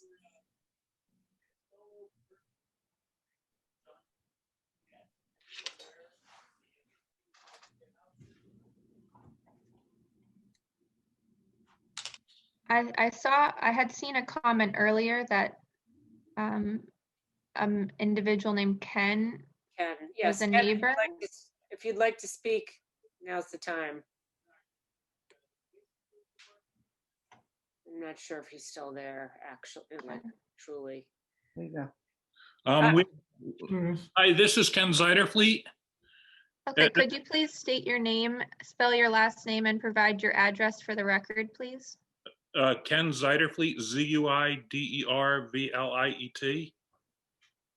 And then your address. It's 211 Lozier Terrace, David and I are backyard neighbors. Okay. Okay. As far as we remember, when the house was being built, nobody ever from the town came and checked the builder. So they sort of went unchecked and they started whenever they wanted, and nobody ever came and checked them out. And it breaks my heart to see you guys put David through the ringer for something that really was a lack of the town's fault in backing him up. Now, I know he's already lost his application for the pool, but you're holding him responsible for your failure. And that's not the reason why I came on this morning, today, because I had something different to talk about, which I'm not going to discuss now. But this man, you're putting him through the ringer. Give him his variance. It's already done. It's already there, and be done with it. And do a better job yourself as a town, and make sure you check these builders because they're going unchecked. We all saw it. Don't blame the homeowner. That's all I got to say. Thank you, Mr. Zardenfeld. Ms. Kaufman, anybody else in the public? There are no other questions or comments. Okay, can I have a motion to close to the public, please? So Oh, moved. May Merman. Okay, we have Mr. Merman, Mr. Gibbons is a second. All in favor? Aye. Aye. Any opposed, any abstain? Okay, we're now closed to the public. I'd like to entertain a motion for the relief sought for the existing 39.4% coverage on the current conditions. And I just want to make it clear, make sure that the applicant realizes this is just for the 39.4% improved lot coverage, not for the pool or any associated variance for the pool. If you'd like to come back to the board for like a smaller pool or any other improvements above the 39.4%, you would have to submit a new application and do the process again. Do you Yes, understand? yes. Okay, thank you. Thank you. All right, with that said, I'd like to entertain a motion for approving the existing conditions of 39.4% coverage. Mr. Chairman, Yes, sir. being I did most of the talking here, I would like to make a motion that the amended application for 39.4%, what's existing on the property as far as the patio and the driveway and the house itself and the coverage be approved as amended. Okay, thank you, Mr. Arakelian. Is there a second? Second. Mr. Esposito is a second? Yeah. And I just have one question just to cover all of his bases here. There is a setback issue on the left and right as well. He has 7.7 and 5, which doesn't equal 18. So will this cover that as well? I would say it depends when the home was built. These homes in this area of town, I don't want to guess, it was a ranch home, I assume, at one point in time. And there's a provision in the ordinance that allows a developer to go straight up. So it may be that those setbacks predate the ordinance change. I'm guessing. Can But we add it in just to cover him since this house is already here? that's a question for Marina, if it would be within the any and all variances. But to your point, good point, Mr. Gibbons. While he's here. I mean, if we're just going to say the current condition as we see it today is acceptable with the house, the patio, and where it sits, I just don't want him to have an issue with him not meeting those as well. So we're just cover all bases, so where he's done today. The board could approve the 39% explicitly with the existing coverage. He did notice for the coverage variance, and then the conditions as presented in the drawings provided by the applicant, which include the side yard. Okay. So I'll amend my motion to include to include that as well, Marina. Okay. Okay, and That's a good catch, Ryan. I think Mr. Esposito, would you second the amended motion? Yes. Okay. Okay.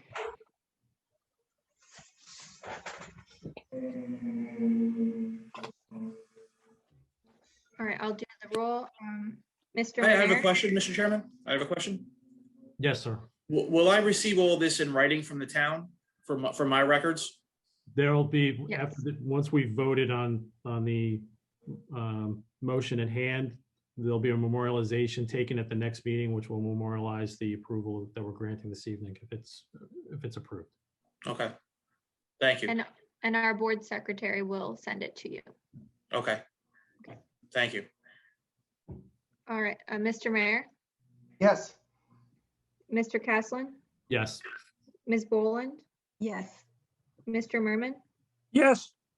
Mr. Grasso, Yes. Mr. Cray, Yes. Mr. Arkelian, Yes. Councilman Kanigo, Yes.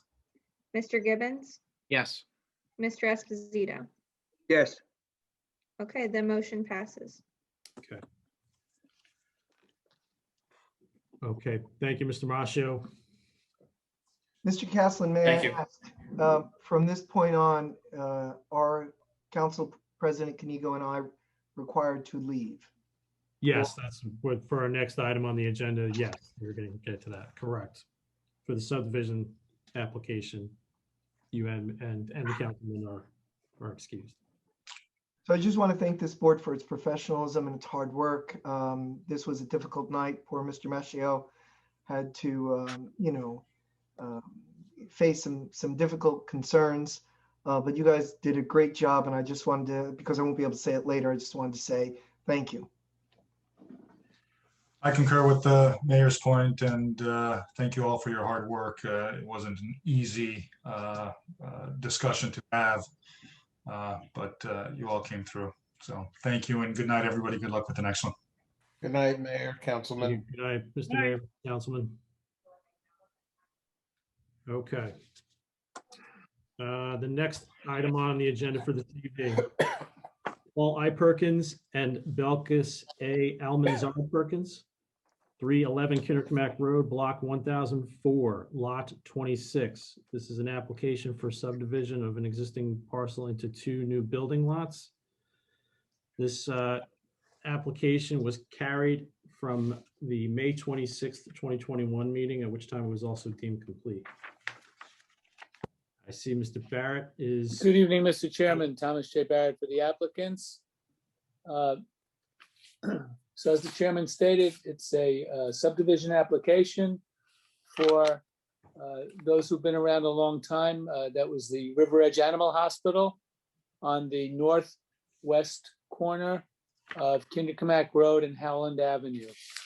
It is an oversized lot, approximately, somewhere I have a plan, 17,000 feet. The proposal is to subdivide it into two lots, one of which is 10,000 plus square feet, and the other is almost 7,100 square feet. The requirement, of course, is 7,500, so that we would need a variance for the westerly lot, which is currently is occupied in part by the garage and a large macadam driveway. In addition, due to the location of the current home, the lot width, while certainly supporting two lots because it's 158.73 feet, can only afford 65.23 feet to the proposed lot to the west. And again, that's due to the location of the current home.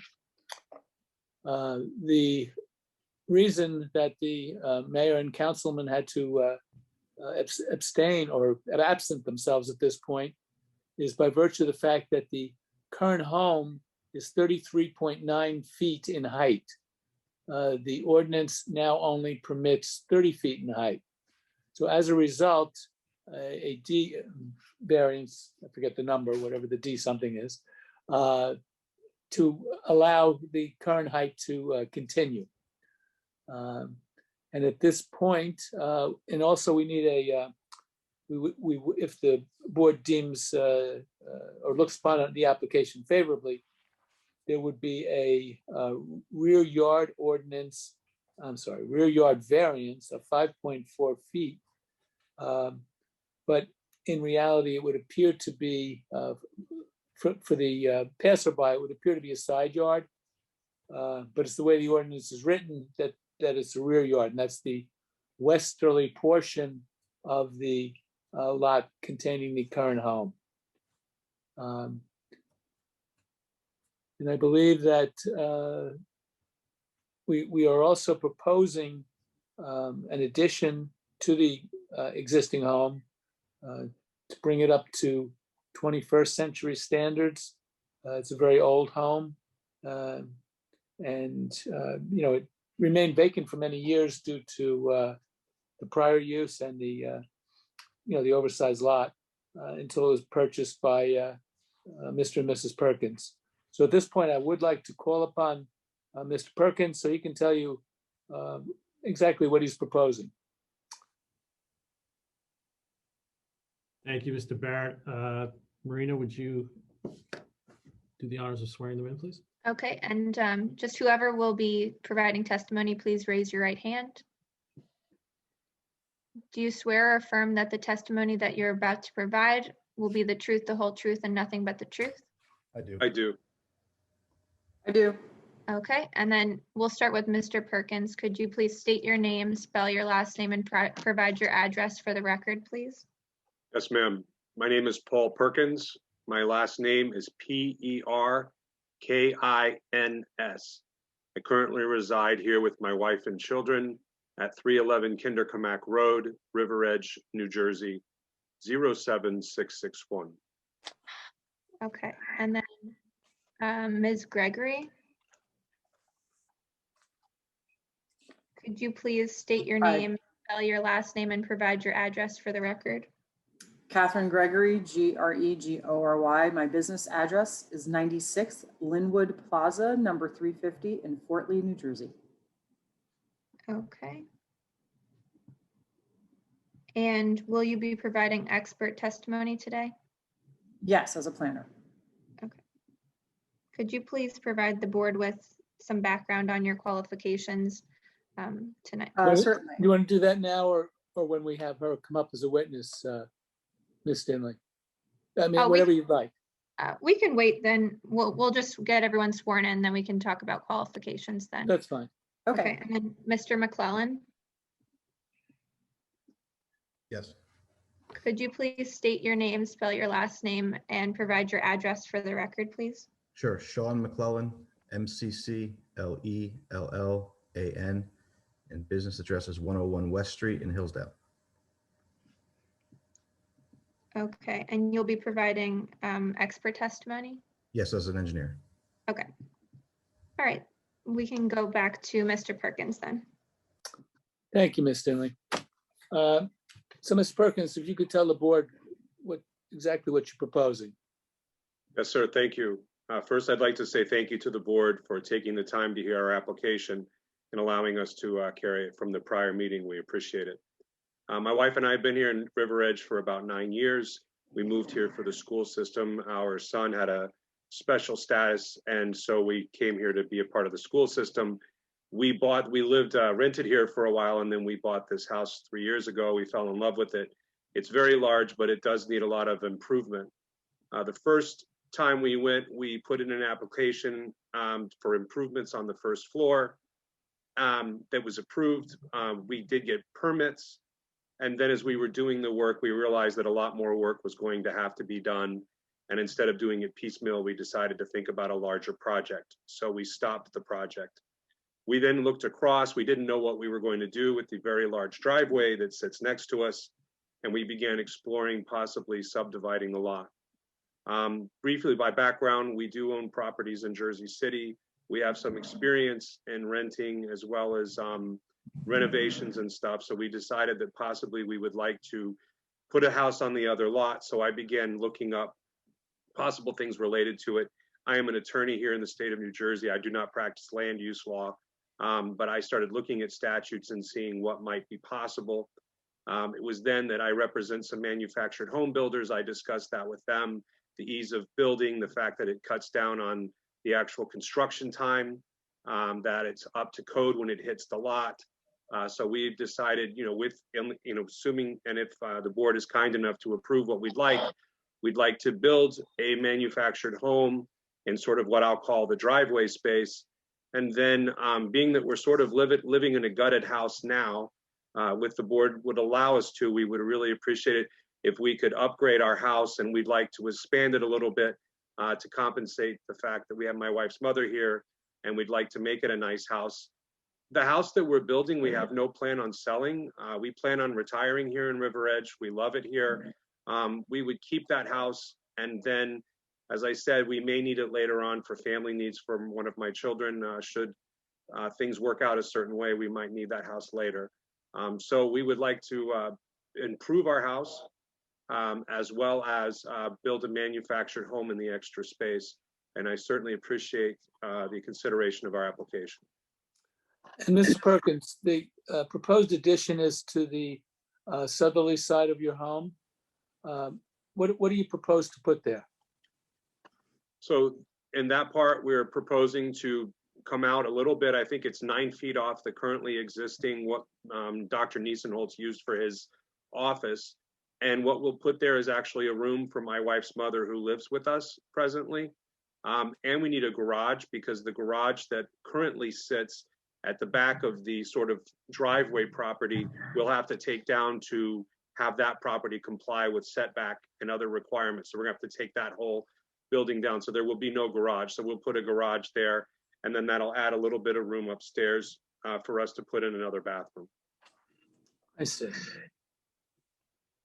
And you were present during the last application, and I know that you and I had a discussion prior to submitting the application, and it had to do with the issue of coverage. Yes, sir. And you directed the engineer, and he'll be testifying, to find a way to reduce the improved lot coverage to less than 35%. And according to the plan, that would be accomplished by removing a substantial portion of the pavers, which are in the northwest corner of the property, as well as the concrete, which lies to the north of the easterly portion of the home.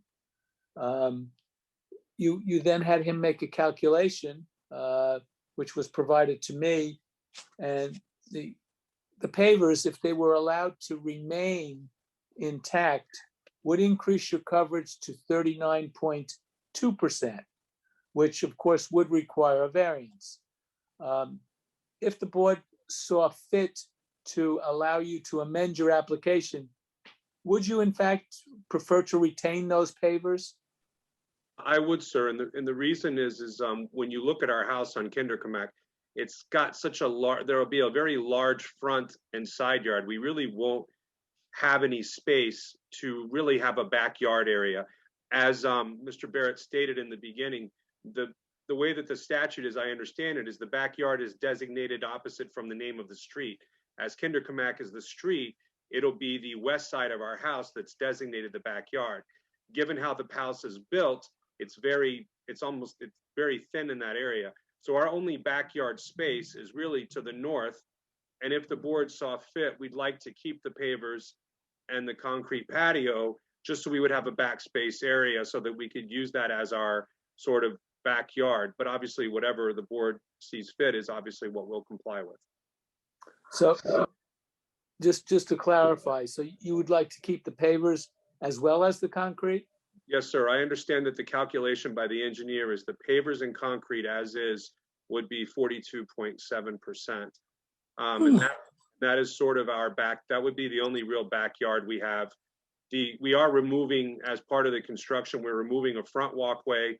We're removing some of the other areas where there are stone and cement to help compensate for that. But we would really appreciate it greatly if we would be able to keep sort of the concrete and paver area in the back as a use for our family. We have 3 children, and our mother-in-law living with us, so that would be greatly appreciated. All right, and we can go over the exact figures with the engineer. Let's see what else. There was Mr. Behrens in his report did have a question as to the proposed garage, the depth being 18 feet, 4.5 inches. And you find that that would be adequate to accommodate 2 vehicles? Yes, we measured the vehicles and looked at some other copies, and we don't have very large vehicles, so that would be fine. I'm trying to stay, I think we were trying to stay behind a 25-foot setback there, so we would certainly make it work however it needed to be. Right now, we only have 1 vehicle, but we would certainly make it work.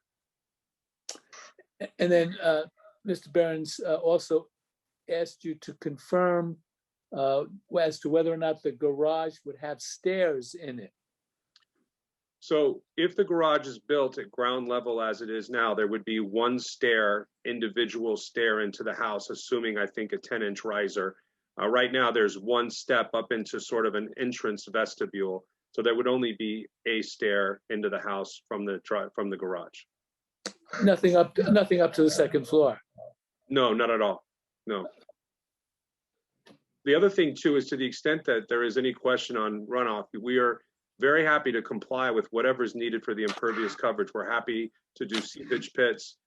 Right now, the patio slopes to the front yard, which is all grass, but I just want the board to know that we're very flexible and will be very creative on however you'd like us to deal with the impervious issue. Thank you. I have nothing further for Mr. Perkins at this time.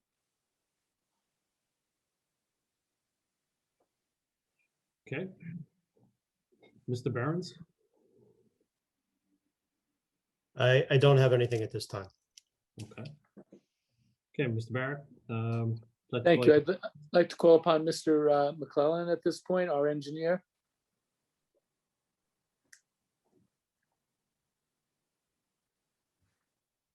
Okay, Mr. McClellan, could you provide the board with some background as to your experience and qualifications, and if you've appeared before this board or any other boards? Sure. I graduated from NJIT in 1997 with a Bachelor of Science in Civil Engineering. I've been a licensed engineer in the state of New Jersey since 2004. I've testified in many Bergen County, Morris, Passaic, and Essex County boards, including this one, River Edge. Okay, does the board accept those qualifications for the applicant's engineer? I'll recommend that the board accept. Thank you. Okay. Ms. McClellan, could you kind of review your plan for the board, and are you able to share it on the screen? Yes.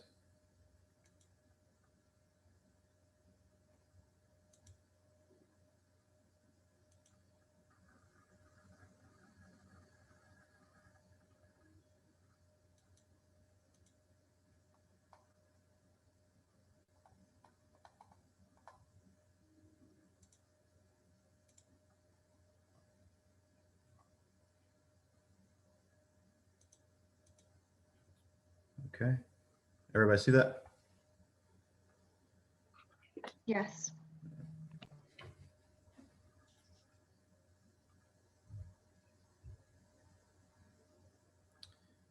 All right. So as mentioned, it's 311 Kinderkamak. It's a corner lot on Kinderkamak and Howland Avenue. It's in the R1 residential zone. The lot as it currently sits is more than double the required size. It's 17,851 square feet, where 7,500 is required. The lot width also is more than double what's required. It's 158.73, where 75 feet is required. The existing site consists of a 2.5-story dwelling. There's also a garage in in the rear, also a very large driveway slash parking area. The sorry, I have stuff popping in front of my zoning chart here. The lot coverage as it is now is 48.5%, where only 35% is allowed. And also, as Mr. Barrett had mentioned, the existing building height is 33.9 feet, where only 30 feet is permitted. How do we get to such a large impervious coverage? This driveway is massive. It's 4,081 square feet. That makes up about 23% of, if you just use the driveway as a percentage of the lot is 23%, and it makes up almost half of the total impervious coverage on the lot. And also we have the garage. Let me zoom in on that. Is 566 square feet. And I was just looking through the code, and the garage is allowed to, two-car garage is allowed to be up to 450 square feet.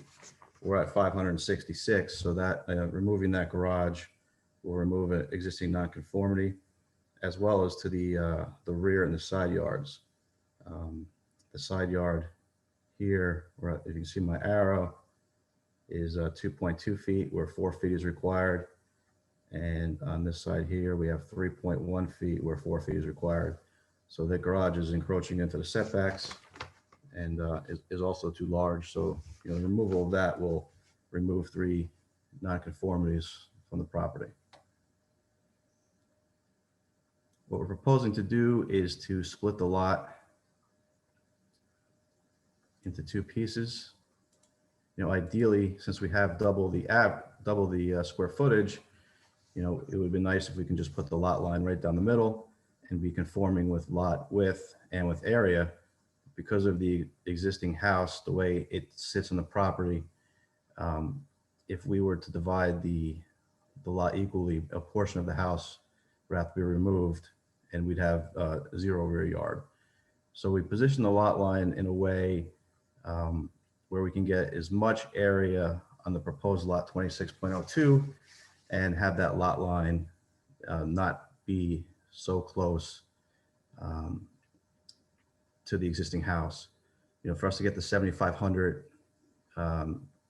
square footage for that lot, we'd only have a rear yard of about one foot. So we kind of had to massage where we want to put the lot line to get the most area we could on 26.02, but not have such a shallow rear yard with the existing house. Also, another variance we're requesting is for the front yard setback on Howland Avenue. We kind of have a hardship with the corner lot. When you have 2 front yards at 30 feet each way, it kind of pinches your building envelope.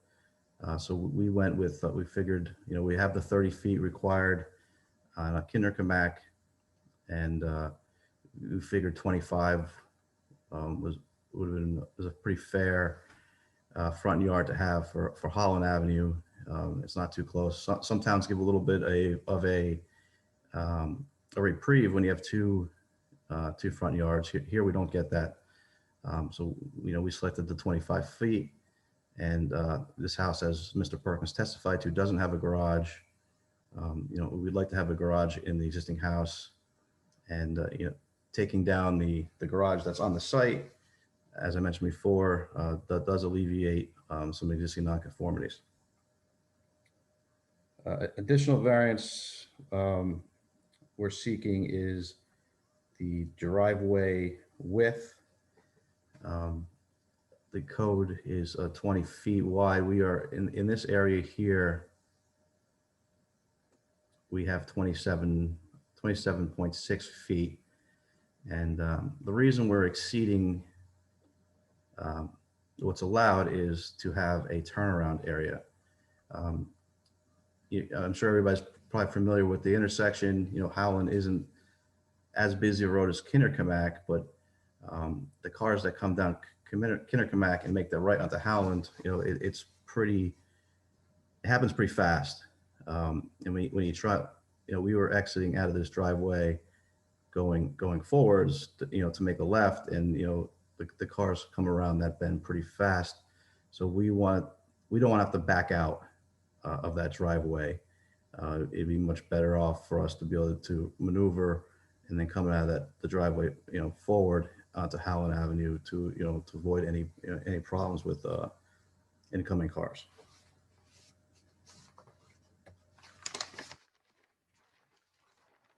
Other than that, as far as drainage, the existing house has no, or appears that all the roof leaders come off the roof just straight into the property.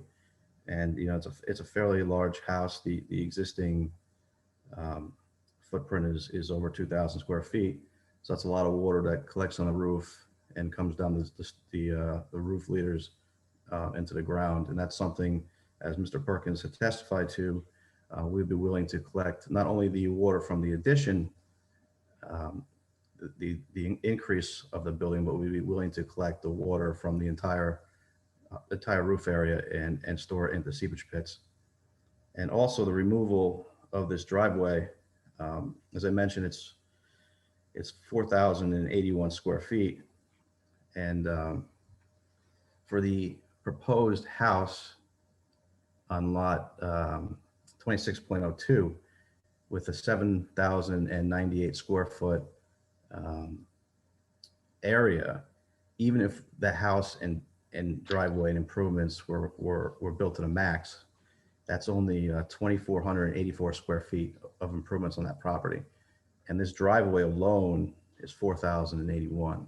So by taking out this driveway, that has no stormwater control whatsoever, and replacing it with a smaller driveway and a house where, once again, we'll collect all the water that falls on that roof, goes down the roof leaders, and collect in the seepage pit, we will greatly be greatly reducing the flow of water that comes off this site. I think that pretty much concludes the presentation, and I would be happy to, Tom has anything else for me, or? I think that we did get comments letter from Mr. Costa's office. We did. Okay, so one of the questions they asked was whether or not the driveway on 2602 was going to be removed. You've already testified that that would be the case. And they asked that there a notation be made to that effect. The existing retaining wall on proposed lot 26.0 appears, they state that it appears to be encroaching onto the proposed lot 26.02. Yeah, it does. It's right on the line. It slightly encroaches, but we can reconstruct that wall so it's completely on lot 26. Okay. And then you had the opportunity to review the driveway details that they asked for, and concrete details and curb details. I did, and cetera. you know, we'll definitely adjust the plan to use their town details. Okay. And then they had a comment that the two-car garage and driveway combination should have a minimum width of 20 feet, and some areas of the driveway are only 18 feet in width. Correct. Yes, we'd be happy to widen the driveway the extra 2 or 3 feet to conform. Well, do you think though that 18 is satisfactory rather than increase the impervious coverage by widening the driveway? So yeah, with 18 feet, I mean, a lot of parking stalls are 9 feet wide. So I mean, I think that we can still, at 18 feet, we can still comfortably park 2 cars there.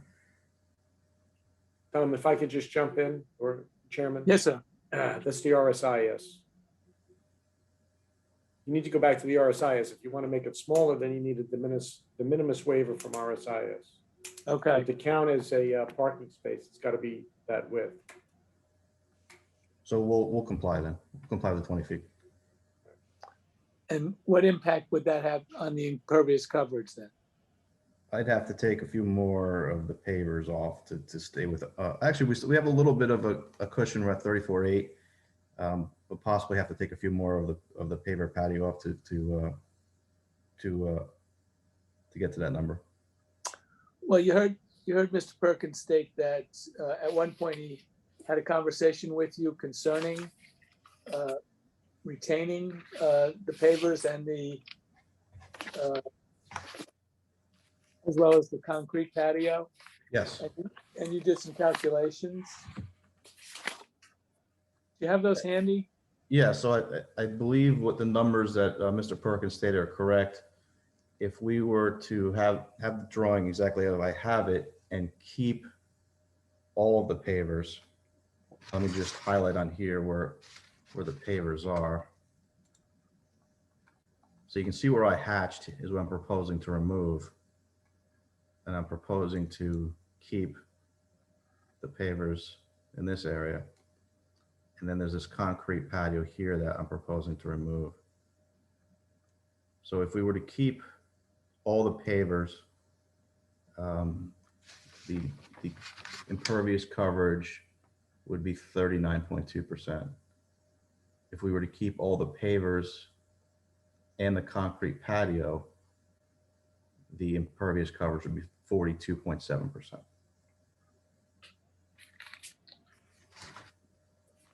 Okay.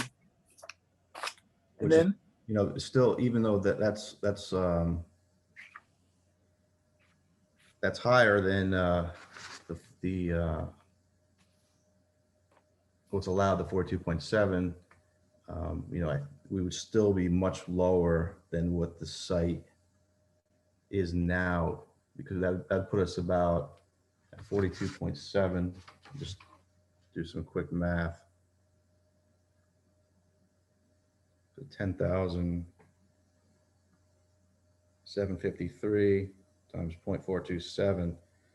That's about 4,590 square feet of impervious on lot 26. And then if you like I said, I mentioned before, if we did max out the house and driveway on proposed lot 26.02, that's only 2484. So the total impervious on both lots would be 7,074 square feet, and where currently is 8,654. So we're still reducing the overall impervious area on the site by about 1,600 square feet. and needless to say that if the board did see fit to grant this variance, you in conjunction with Mr. Costa would come up with whatever dry wells, et cetera, would be required. Yes, yep, and you know, just for the existing house, it would probably be two 1,000 gallon pits, and then you know, for the new house on 26.02, it'll probably be 1,000 gallon pits. So we'll have probably 3 1,000 gallon pits on site, where currently there's there's no retention whatsoever. There's 8,600 square feet of impervious coverage, and then, you know, proposed conditions will have, you know, 1,600 less square feet of impervious coverage and 3 1,000 gallon seepage pits. So the overall drainage condition on the site will be greatly improved. Thank you, Mr. McClellan. I have no further questions at this time. Okay, Mr. Barrett. Proceed. Next Mr. witness. Caslin, could I just ask a few questions if that's all right? Sure, go ahead, Mr. Barnes. I'm able to. I'm sorry. I'm not trying to prolong this, but just want to get some things No. out of the way. Go ahead. So, Mr. McClellan, just to be clear, there is no dwelling proposed currently on lot 26.02, correct? Correct, yes. All right, just wanted to confirm that for the record. You've heard the board's, you may have heard the board's prior application where a home was built. Basically, the lot was maxed out with the impervious coverage with no set aside or reservation for a rear patio or deck.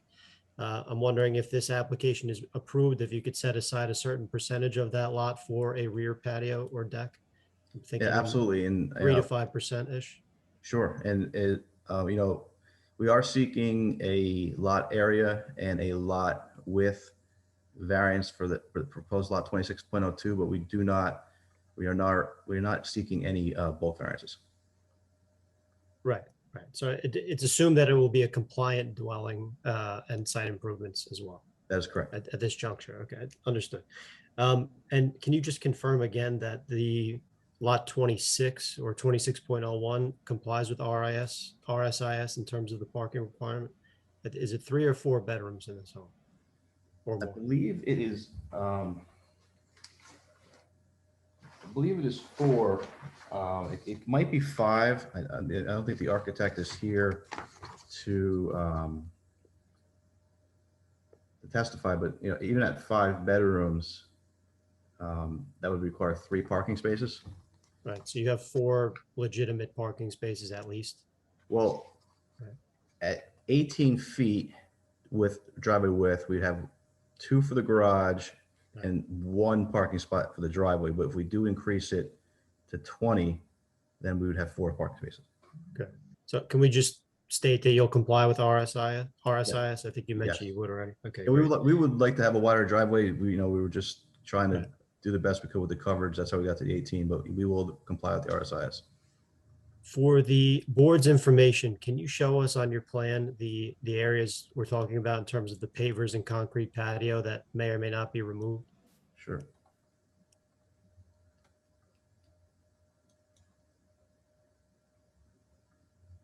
So the pavers, hold on a second. So the pavers start, can you see my arrow? Yes. Okay. So the pavers come along here and down to here, across, and then back to the edge of the building. And you can see where I have crossed hashes, what's proposed to be removed. And the concrete patio just fills in the extra area. So it goes from the corner of the pavers to the house and then back up and around. So just to be clear, that whole sort of L-shaped area is paved? Yeah, part of it's concrete and part of it is pavers. Right, okay, thank you. This is just a general comment. I understand there are existing street trees around the Kinderkamak Road frontage. My suggestion would be that you just, install a few more street trees and do some streetscape enhancements subject to Mr. Costa or the Shade Tree Commission, whoever would have jurisdiction over that. Yeah, absolutely. Yeah, All right. as you mentioned, there are street trees here. They're not shown on our plans. We typically don't locate trees less than 6 inches, but there are trees along both Howland and Kinderkamak. Right, if necessary. Is there any existing or proposed fencing? There's a fence along here. Right, a chain link? The chain link fence kind of meanders along the line. And then once you get up, I believe this vinyl fence here is the neighbor's fence. If the board finds the application favorable, would the applicant be willing to install a solid fence, at least along the northerly lot line?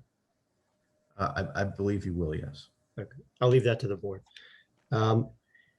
With respect, I'm so sorry on that point. We absolutely would, and we want to, but we didn't want to put too much in, but we'd absolutely like to. Right. Yes, right. thank you. Thank you. Just got a few more. On the plan with the existing dwelling, could you point out the locations of the proposed equipment, AC units, generators, et cetera? So on my most recent site visit, there are 2 AC units currently on site. Okay. They are, if you can see here, here's the edge of the house. and you have this concrete walk to be removed. They are in this area right here. Okay. Can we just stipulate that any new equipment stay out of the front yard area and be at least 5 feet from any lot line? Absolutely. Okay. And final question has to do with you're here for, technically here for a D6 height variance. Could you just give a little discussion about the site topography and some of the conditions that might be impacting the height of the existing home? Sure. So if you see here, we're all the way up at elevation, a contour elevation 58, over here 59. And you can see how it goes down steeply along lot 26.02. And then when you get down to Kinderkamak, we're at elevation, our inlet here is at 43.6. So you're going about approximately 15, you're dropping approximately 15 feet in elevation over about 150 feet, or about a 10% slope. And the way the building height is calculated is around the building corner 6 feet off. Take the average grade from there, and then to the roof peak. So some of our elevations, as we get closer to Kinderkamak, are 4 or 5 feet lower than the first floor. Or if you had a typical flat lot, typically the difference between the grade and the first floor is usually about 2 feet. So we have some areas where it's much more than that, and that creates a lower average grade, which leads to a higher roof peak. For instance, I'll just do a quick calculation here. I came up with a average grade, I believe it was 51.4, so 85.3 minus 51.4 is 33.9. And that's existing, and I'm not sure the age of the house, but it's been at that height for a long time. And as will probably be testified later on, but an architect, the proposed portion, what the roof peak is now will remain the roof peak. No, it won't. No portion of the addition will be higher than what's currently there. Thank you. And just to wrap this up, so a 10% slope is not quite characterized as a steep slope, but would be more than mild. It's a moderate slope. Yeah, I mean, we have some areas where it's a little bit more than others, but just the average from up from the northern end of the property at the edge of lot 26.02 down to Kinderkamak, the average would be 10%, which isn't considered a steep slope. All right, that's all I have for now. Thank you. Mr. Costa, any questions from you? At this time, Mr. Chairman, I guess until they submit the actual house and the drainage, there's really what's before you is to create the lot under the minor subdivision, and then obviously the variance to go with the existing dwelling. So at this point, based on if it is approved, just make sure that in the resolution, they have to comply with the drainage, soil moving ordinance, so on and so forth. Okay. And again, you have an encroachment with the walls. I would think the board will want the encroachments removed if it is approved, because in the future, then you're gonna have two property owners possibly fighting each other, saying who's responsible for the wall. Not if it goes, when it goes. But that would be it. That would be my only comments to the board. Okay, thank you, Mr. Costa. Mr. Barrett? At this point, we'd like to call upon our planner, Ms. Gregory.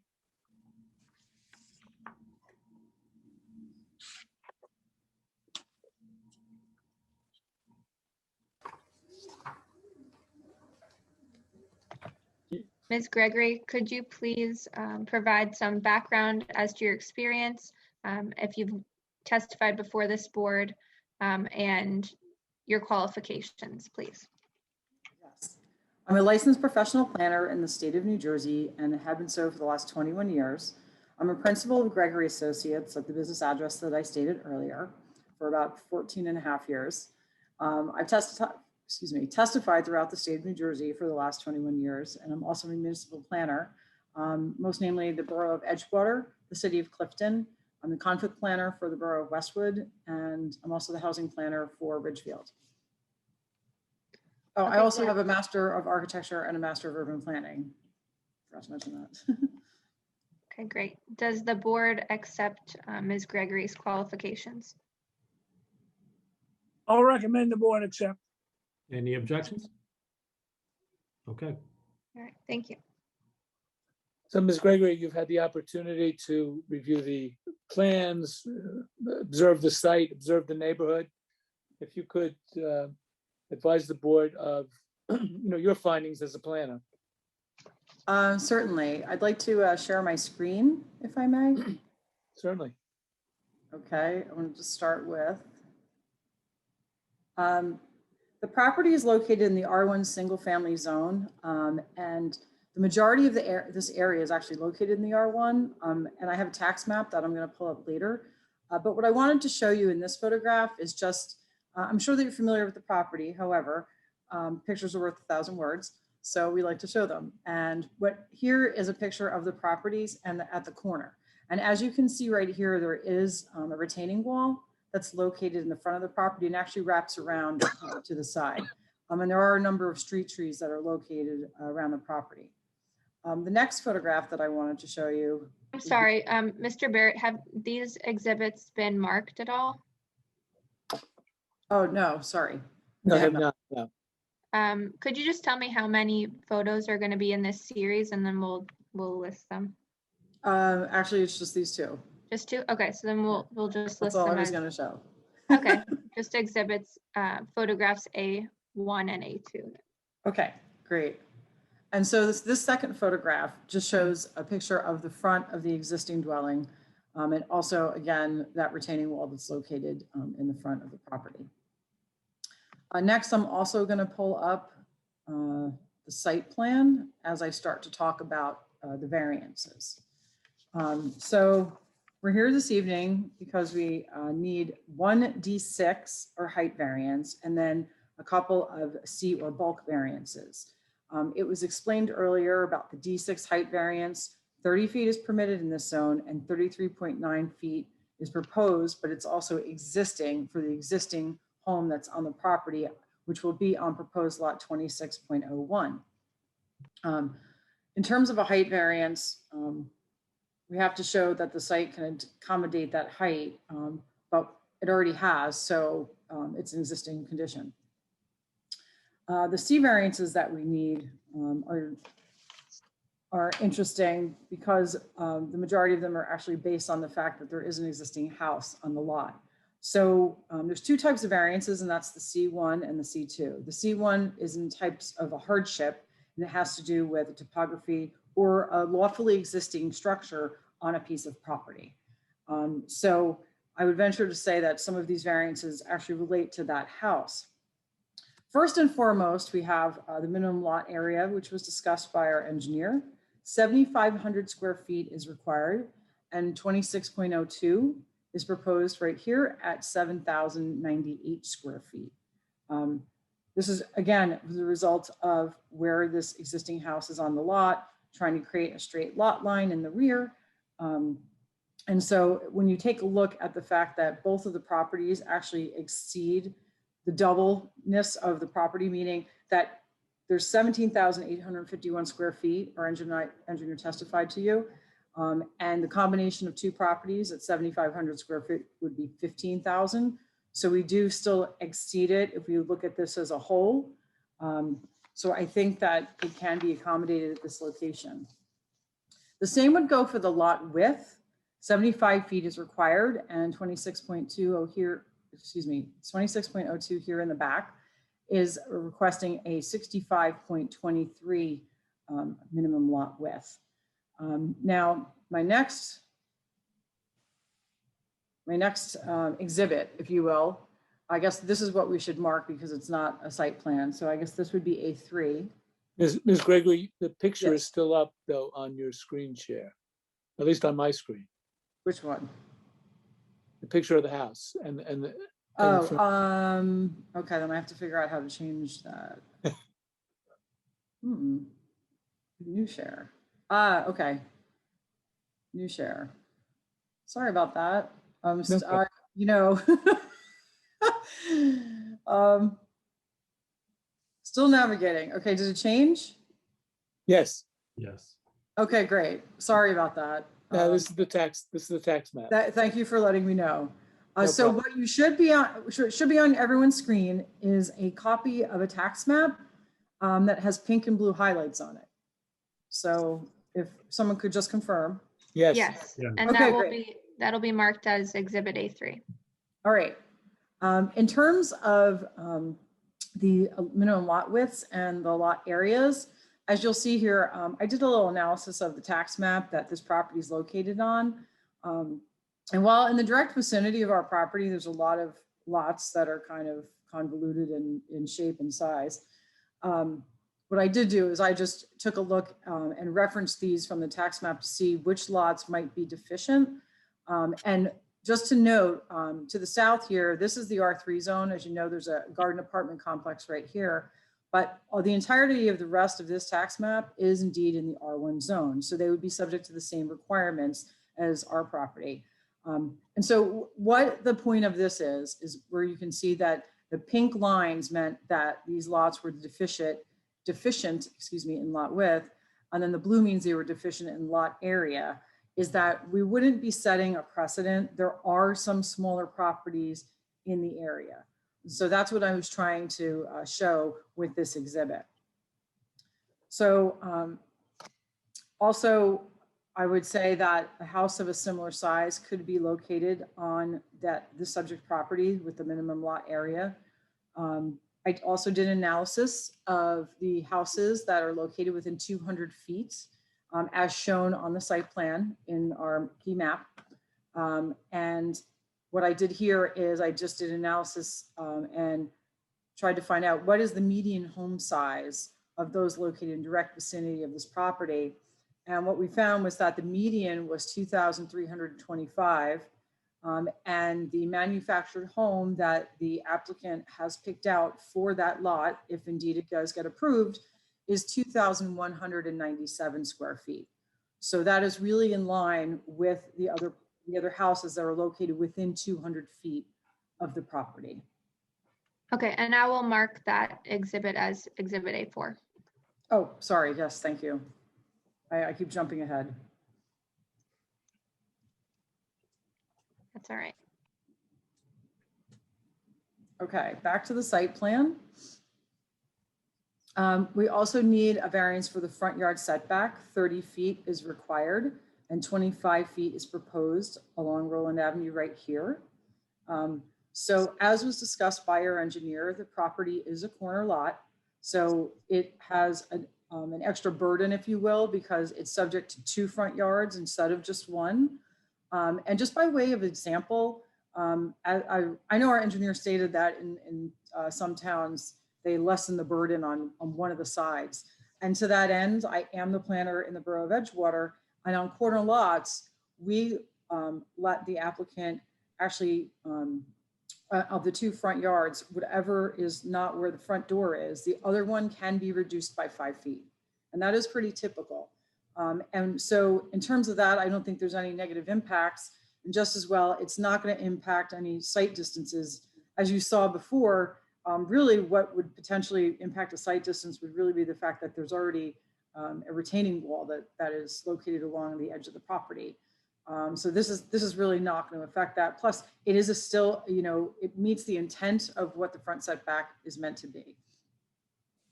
We also need that variance for the rear yard setback because now, because this is the front of our property, we have a very deficient rear yard setback. 25 feet is required and 5.4 feet is proposed right here. But truly what happens in this kind of condition, because it is a corner lot, it actually effectively sort of acts like a side yard. And because our applicant is actually developing this lot and the intent is, in the future that one of his children would probably occupy this, obviously anyone who moved into the home on 26102 would be familiar with this condition. We also need that variance for the driveway width. That was discussed by our engineer as well. And that's really for traffic safety reasons, so that, the homeowner can actually turn around right here and be able to pull out onto Howland instead of back out. Because Howland and Kinderkamak are actually both pretty major arterial roads. So it's just really better from a traffic safety perspective. And then lastly, our little add-on is the improved lot coverage. If the board sees fit, excuse me, I think that our engineer explained it pretty well. If we got to leave the pavers and the patio, it's actually still less coverage than what was there today, or excuse me, what is there today. So the fact that we're moving the driveway and also the garage, and we're going to be improving all the stormwater conditions on the site with the addition of a new home and any conditions for the existing property, obviously I believe is a benefit. So in terms of the subdivision itself, there's one case that I can reference, and that's the Kaufman case. It's Kaufman versus the Warren Township Planning Board.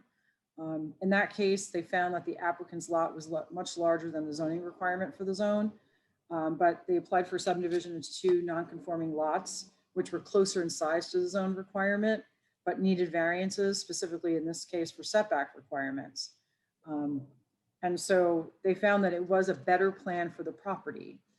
And so I believe that that case actually guides our application here. In terms of the positive criteria, I believe that we do promote purpose A, which talks about promotion of the public health, safety, morals, and general welfare. We're going to be reducing the overall impervious coverage on the site. We're going to be improving the storm water conditions. We're eliminating a non-conforming garage structure in the rear. So for all these reasons, I believe that we are promoting the public health, safety, morals, and general welfare. I also believe that we are going to promote purpose C, which talks about providing adequate light, air, and open space. I don't think that any of the variances will impact adequate light, air, and open space.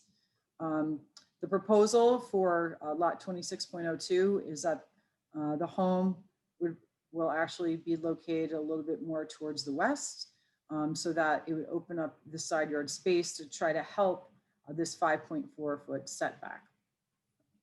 I also believe that we promote purpose F, which talks about establishing appropriate population densities. And the reason I say that is that the lots are going to be in closer conformance with the zone plan for the district. And also, I believe we promote purpose M, which talks about coordinating public and private procedures and shaping land development to the more efficient use of land. That's exactly what we're doing here. This could be an element of smart growth based on the state plan, because the intent of the state plan for planning area 1, which River Edge is located in, is for development and redevelopment to happen in areas with existing infrastructure. So we're becoming more efficient by creating a lot here, but we have the existing infrastructure because we already have the roads, we already have the sewer, etc. In terms of the negative criteria, I don't believe there's any substantial detriment to the public good. I do believe that the site can accommodate both the proposed lots. Lot 26.02, as I stated earlier, will accommodate a home that is in conformance with the house sizes located within 200 feet of the property. I don't believe it's going to set a precedent in terms of a subdivision, particularly looking at the lot configurations in the area. And I do believe that it's a better conformance to the zone plan and creates a better traffic safety condition with the homeowner being able to turn around in the driveway. I also believe there's no substantial impairment to the intent and purpose of your zone plan and zoning ordinance. I did look at the last master plan, which was the last re-exam was in 2009. And the last housing element was in 2020, but it's not really relevant to this application. But I believe that this was addressed in the following. Under residential neighborhood goals and objectives, maintain the viability of established neighborhoods, prevent the development of incompatible land uses, and enforce codes to maintain a neighborhood quality of life. I do believe that it's going to, this proposal is going to maintain the viability of this established neighborhood and maintain the quality of life in this neighborhood by improving the existing home and then providing a new home while eliminating some non-conforming structures on the property. So with that said, I do believe that we meet both the positive and the negative criteria for the granting of the variances that we're proposing this evening. Thank you. Mr. Behrens.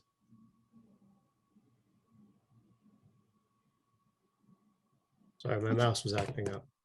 Good evening, Ms. Gregory. I'm just going through my notes here to see if I have anything.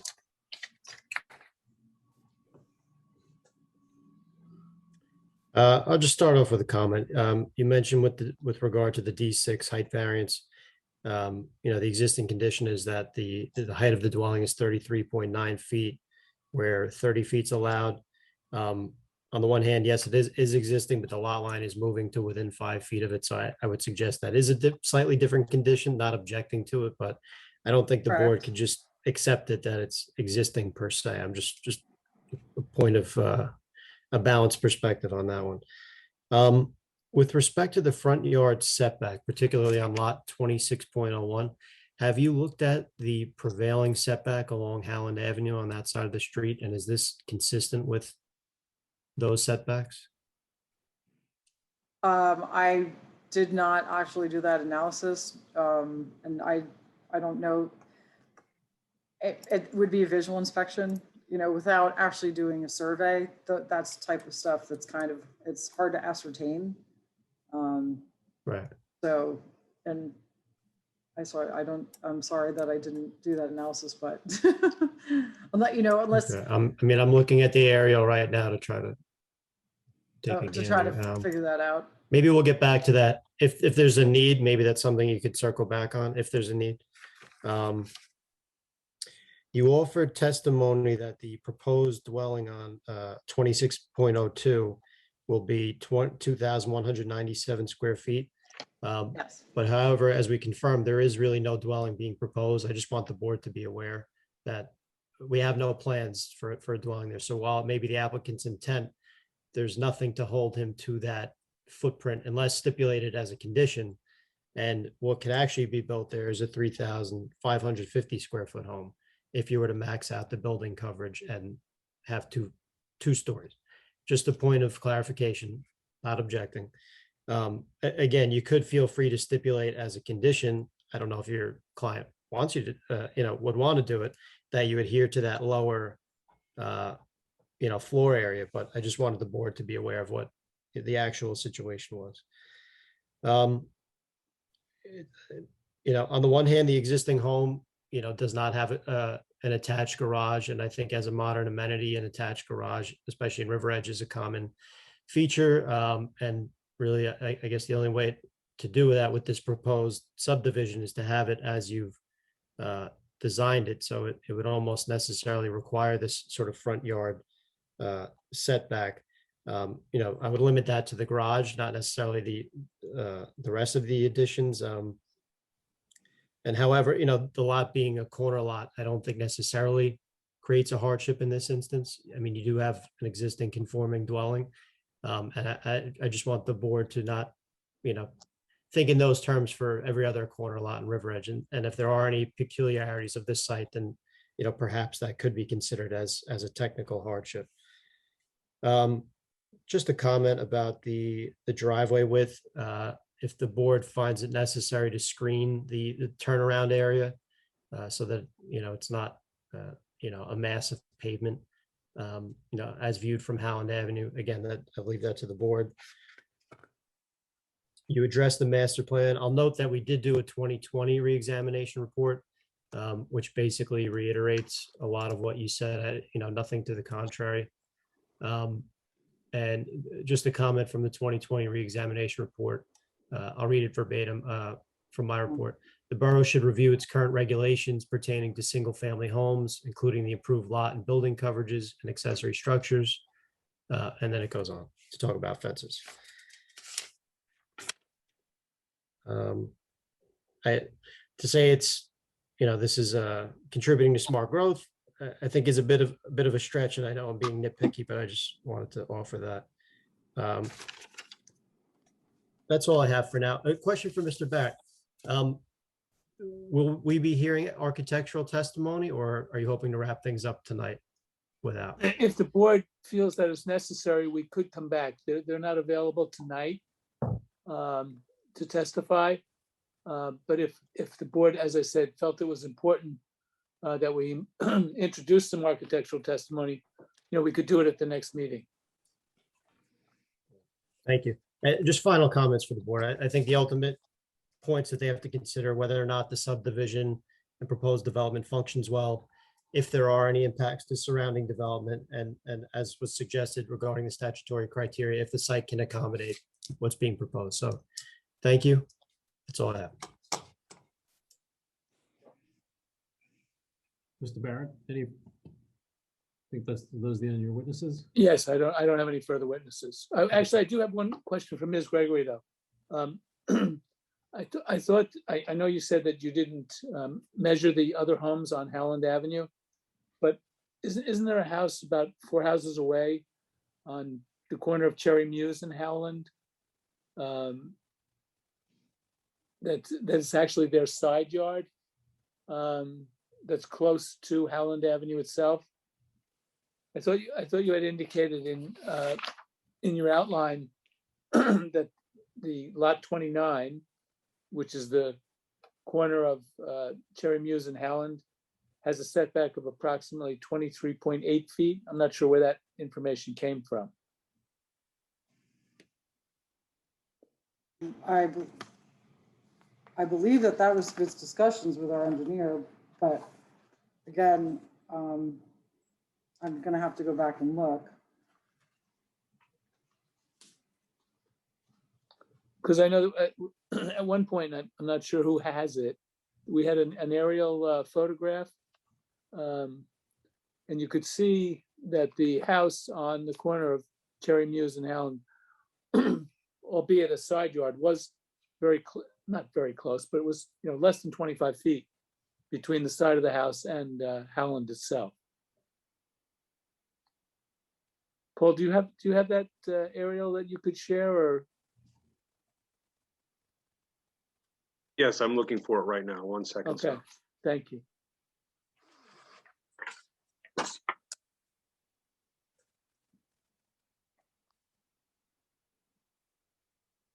And is it just a photograph? It's a Google map, or Okay. if we can find it. If you find that, then that would be, I think, A5. Okay.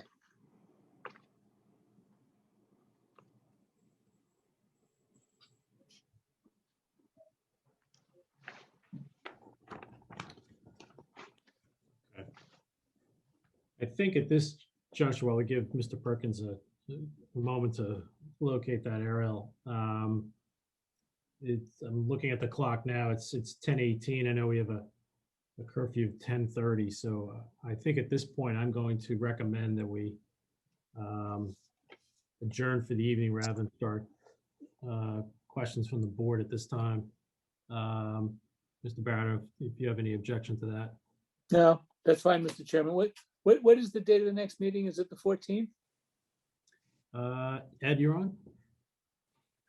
You know what the 7/14. July 14? Yes. Okay. That would be fine, Mr. Chairman. We can come back. Okay. Well, To the extent that it's relevant, I can share my screen and show the aerial map if you'd like to see it, or I can hold to the next meeting, sir, whatever you prefer, sir. As long as you have it, now, we'll take a quick look. Sure. If it pleases the board, if they don't mind, I'm going to share my screen and I will share this map here. And if you look, this is the property. This is where we propose to put the garage. And then if you go up, this is the property that's the 23.8 feet.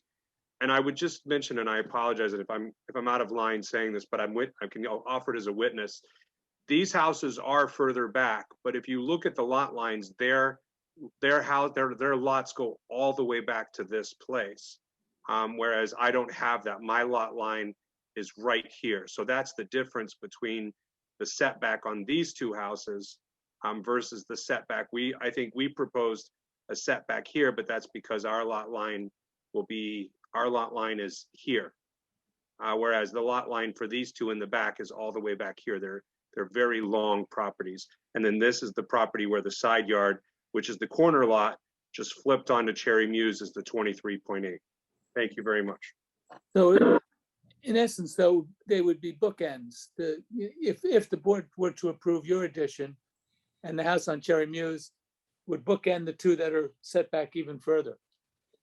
That's correct. And I believe that with the house that we're proposing, and forgive me again if I'm testifying out of line here, board, but we would comply with the 30-foot lot line from there for that property, because the house that, although I know we need to submit with the architectural stamp, the house that we've proposed would fit easily within that box and behind the 30-foot lot line.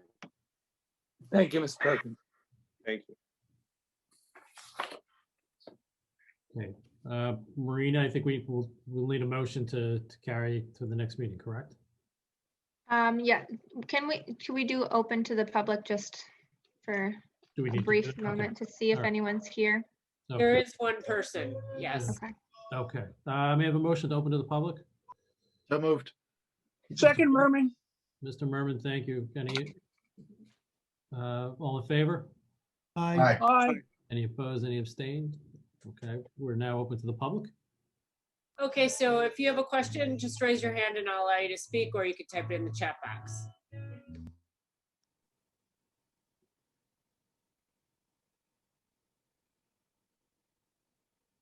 Doesn't look like it.